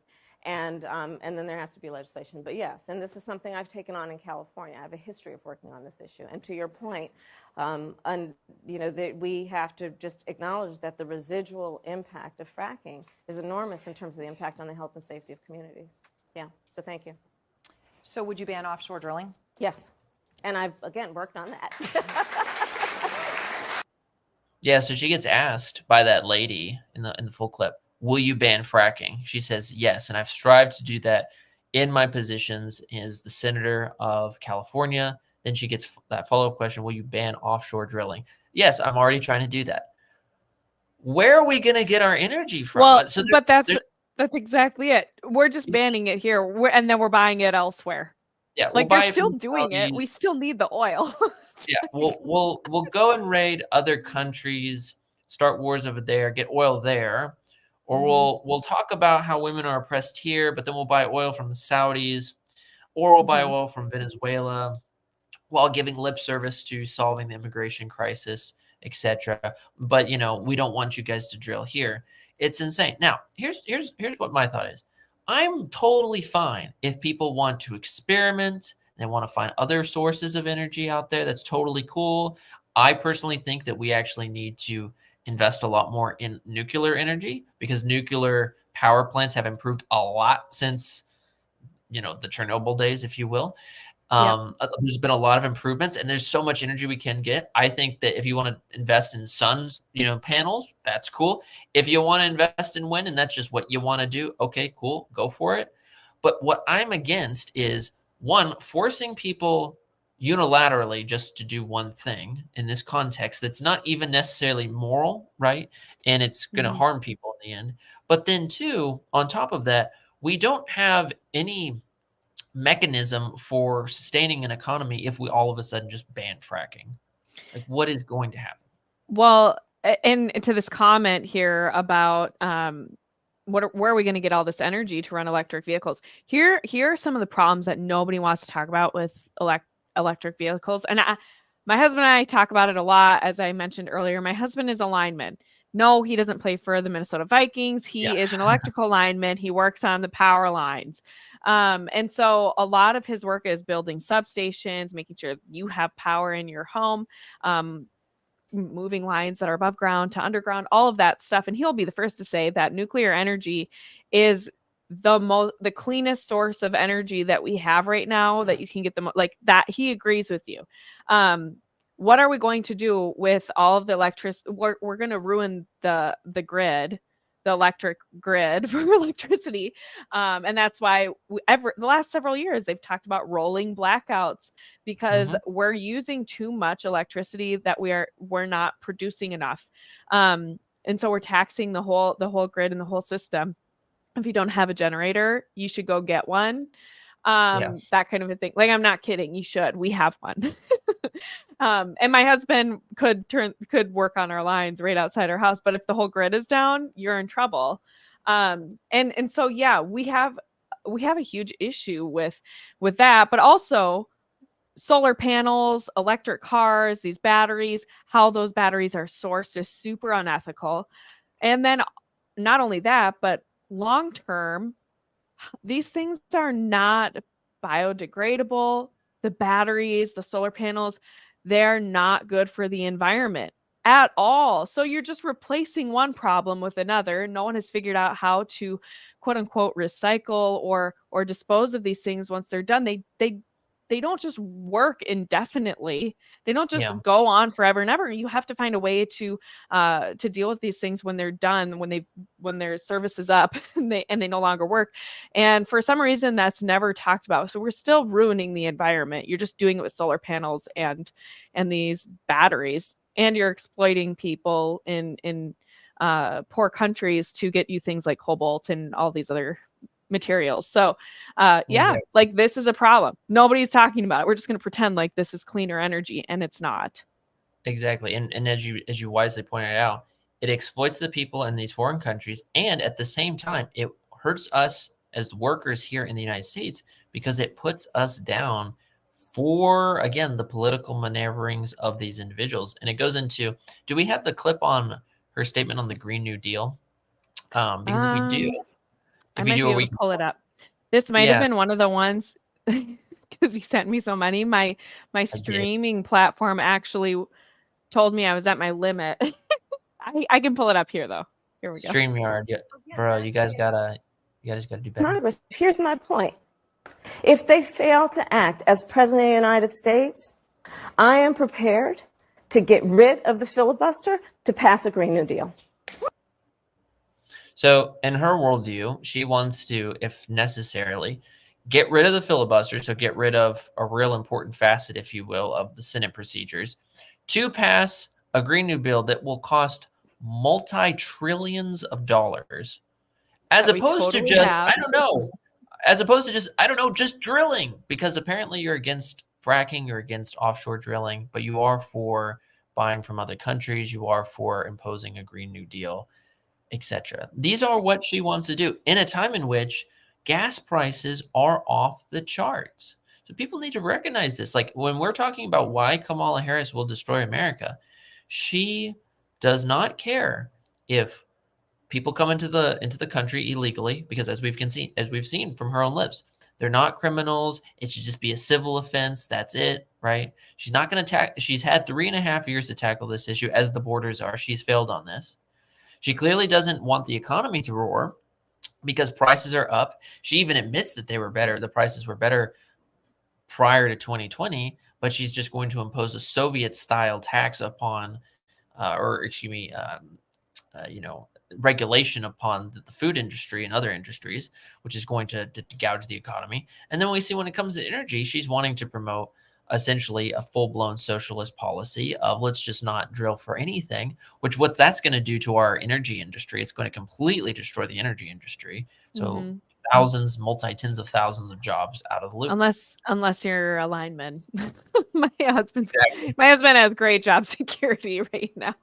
Yeah, it's a good thing that you're not like in West Virginia and you're a coal miner or something like that, because there's a reason why they vote very heavily for Trump is because there's some real issues that we have out there. So, but what's interesting is that here in Minnesota we have the Iron Range, and so there has been historically a lot of mining here in Minnesota, and our miners tend to vote fairly blue. I guess I don't totally understand why that is, but they seem to be fans of Tim Walz. I think Tim Walz has kind of kept hands off with them though.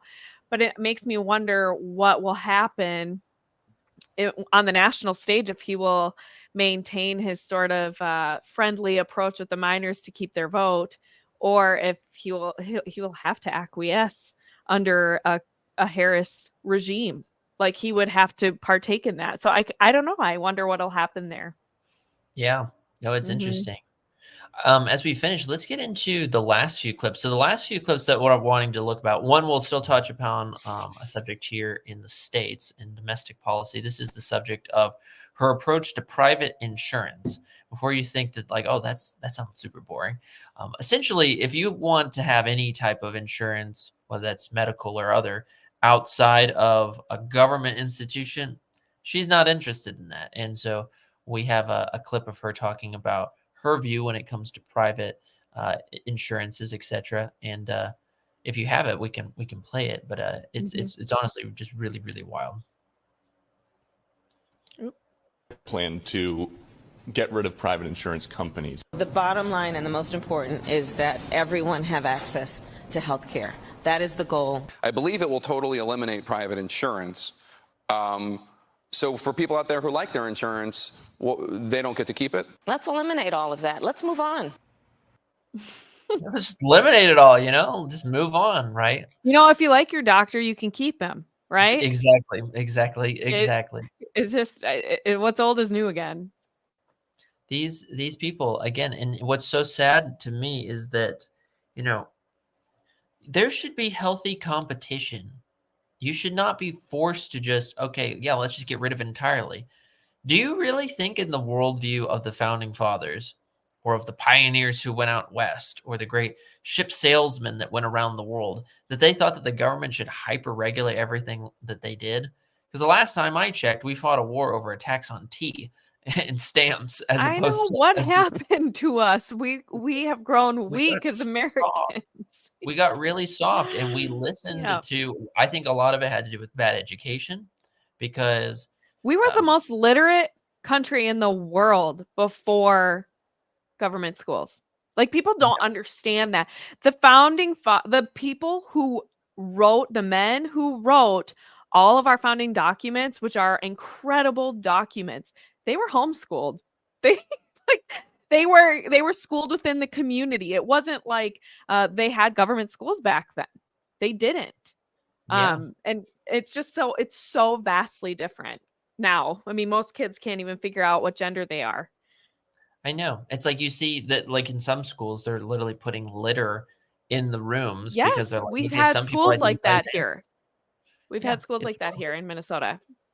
I was homeschooled, thank the good Lord. And, it's like people that pretty much the only argument against homeschooling that people give nowadays is just, oh, don't you think your kids are going to be socially awkward or are you raising them in some kind of cult or something? And I'm like, thank the good Lord that in my homeschool co-op, we did not have to worry about litter in one room for one kid and pornography being shown to us during recess and tampons in our bathroom. We didn't have to worry about any of that.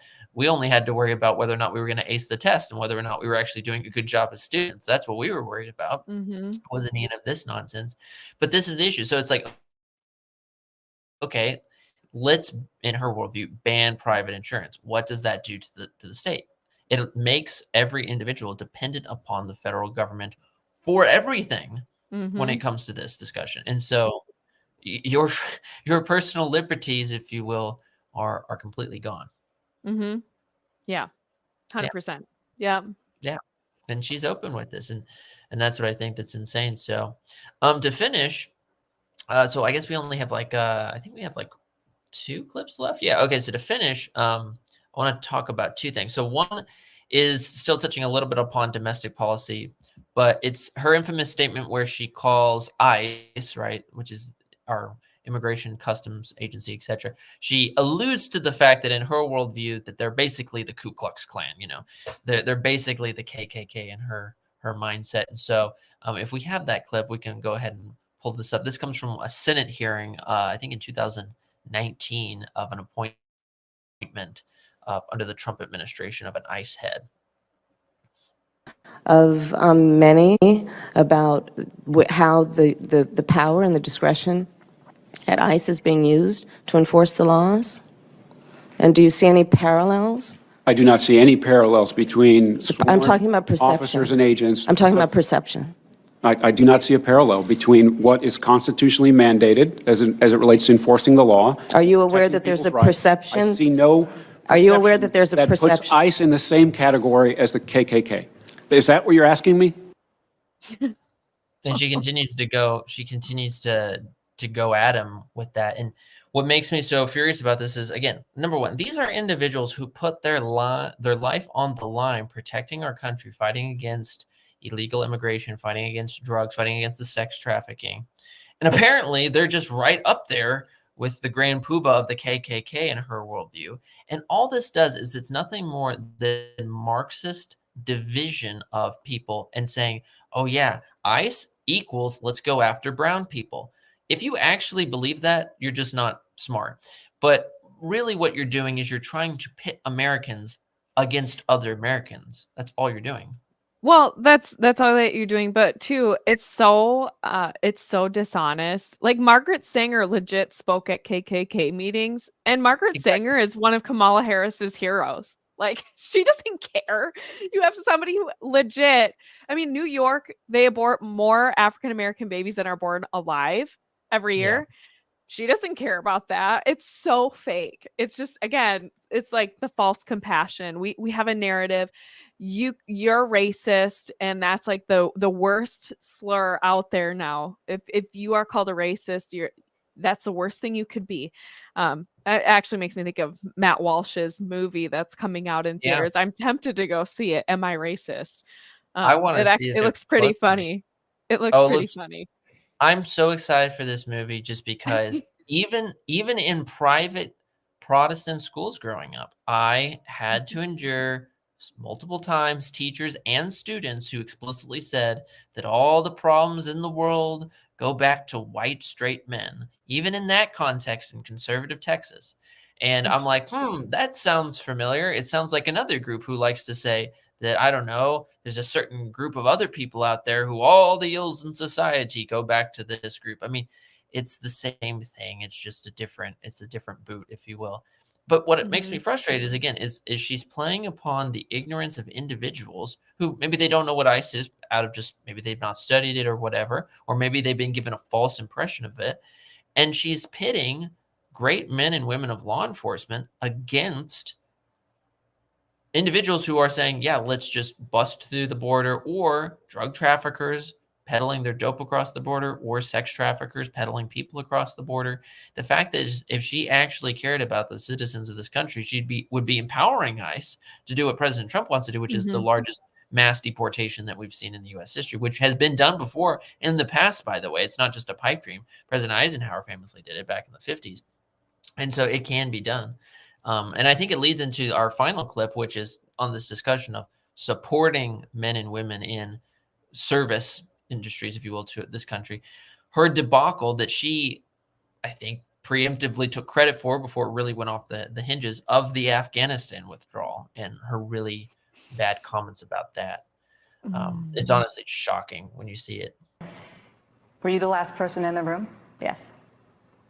And you feel comfortable? I do. He is someone who I have seen over and over again make decisions based on what he truly believes, based on his years of doing this work and studying these issues, what he truly believes is the right thing to do.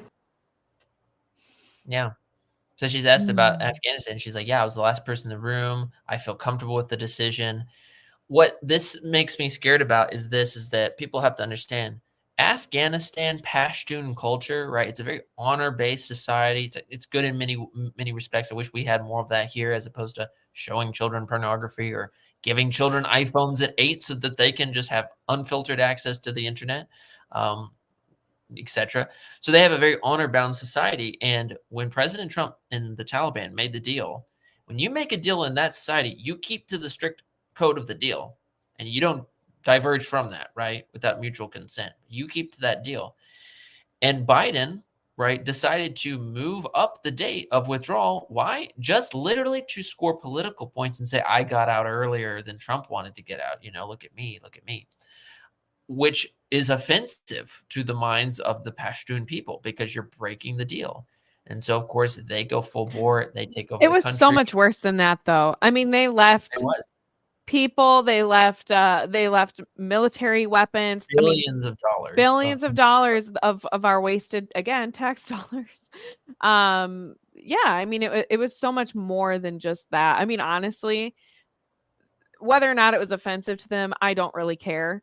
I do care that men and women were left, or that our missiles, all kinds of stuff, all of our weaponry was like left there and forgotten about. It's just It like was the 13 we plus just gave that it away lost to a bunch of terrorists. It's like, okay.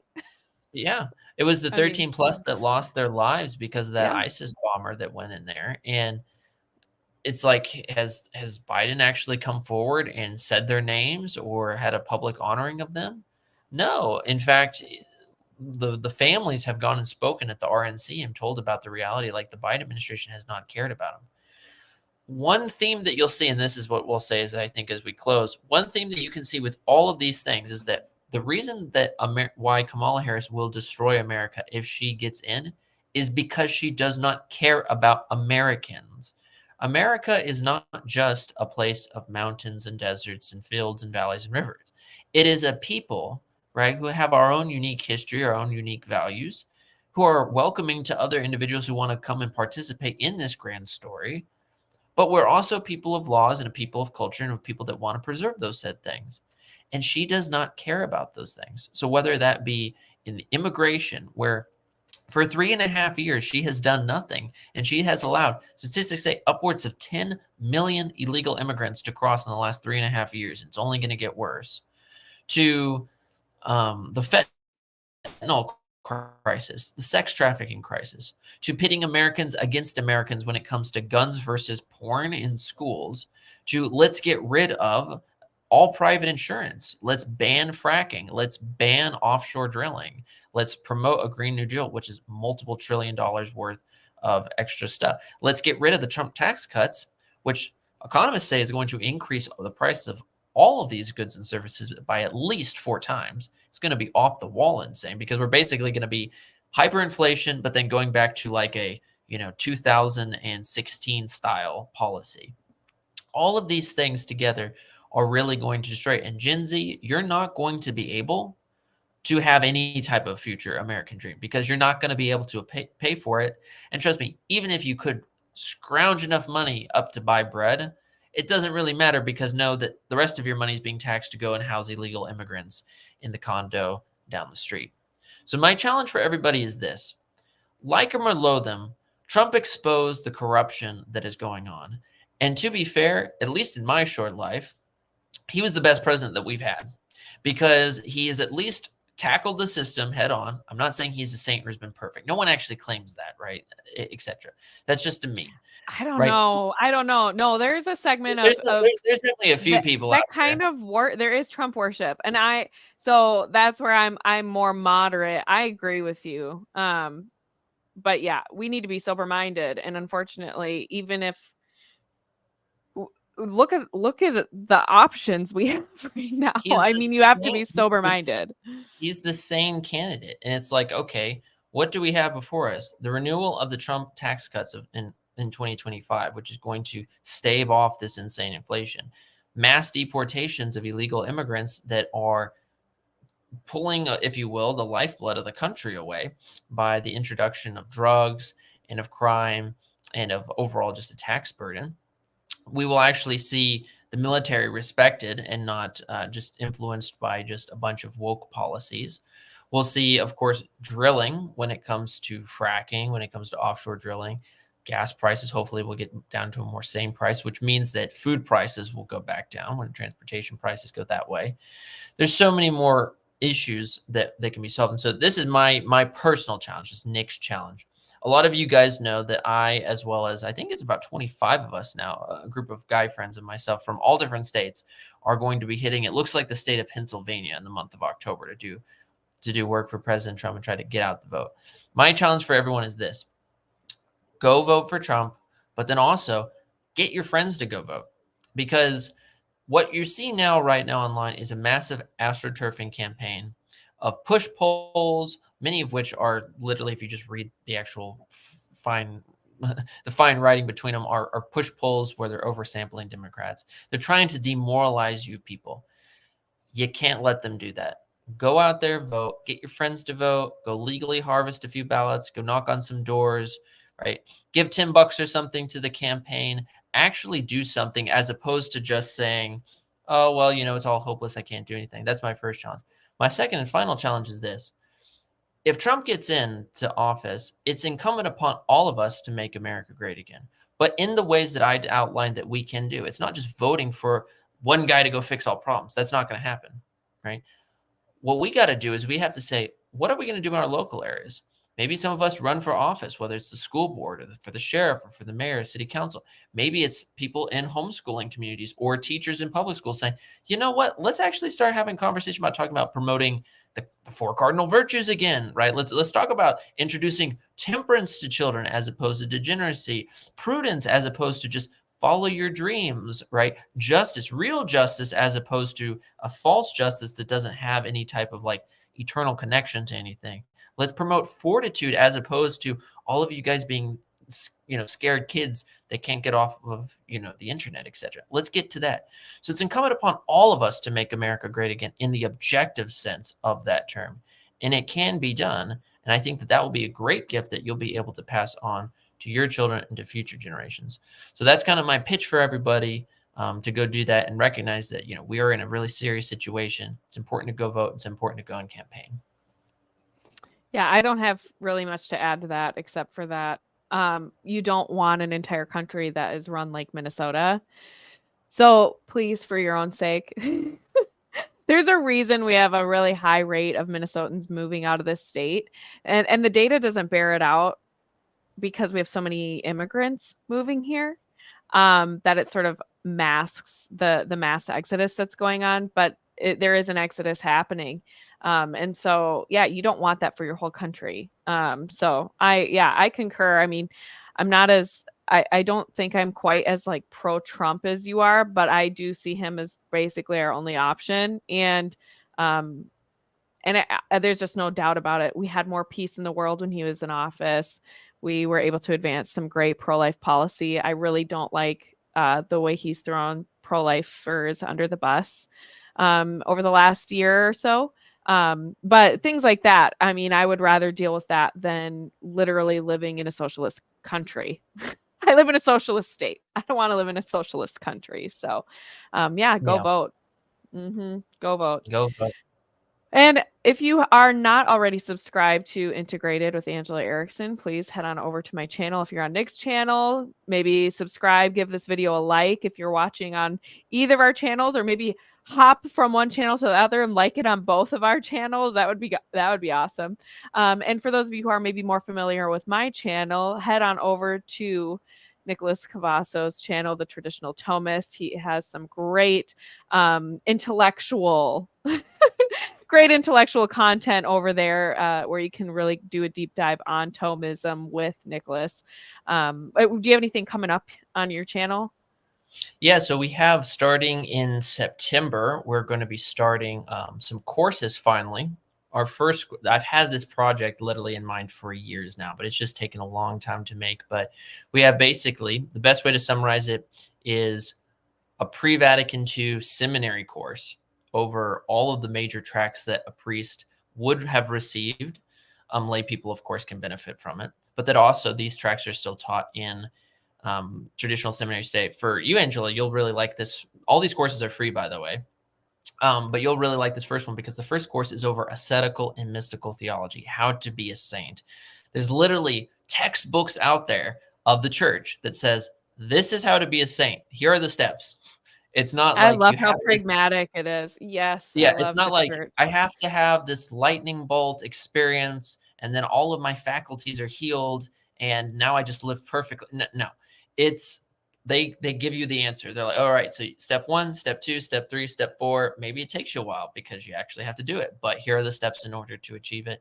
That's going to be our first course. We're basically going to go from that course into 3 major courses over Thomistic philosophy, scholastic philosophy. Some of it relates to what we're talking about here, because things like logic, we have to start talking about logic again. We have to start talking about like ontology and metaphysics again. I mean, the fact that we're even asking in society, like, what is a woman, tells me that we have really bad philosophy and really bad biology that's trying to be peddled.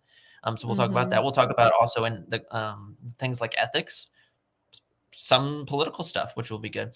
After that, we'll get into a full-on 8 courses over dogmatic theology at Father Tanquery's book. Yeah, that's the text we'll be using, The Spiritual Life by Father Tanquery. We'll go over 8 courses over dogmatic theology, fundamental and dogmatic theology, and then finally another 3 courses over moral theology. Again, all of these works being used by I'd like to have Dr. Meinert on. He's just super busy. That's just the main issue. He's just a super busy man. But he's a good friend of mine. But yeah, we're going to have all those courses coming up, as well as some more personal stuff going forward. You guys will see me talk about politics a lot going forward into this election, as well as just in general, because as you guys know, if you watched my last video, my last rant that surprisingly got 10,000 views, I was surprised. Thank you for everyone who subbed and was agreeing with me. Catholic YouTube drama is stupid. It's stupid. It's fake. I've been saying this for a really long time. I don't get 10,000 views. I think because I was just ranting I was just like full on rant mode. It was, but it's like, yeah, I literally had a person yesterday ask me after mass. They were like, is there a temptation to go down this kind of rabbit hole of becoming, like a self-exalting influencer? And I was like, 1,000% that exists. And 1,000% it's evil and it happens to people. And that's what my last video was ranting about.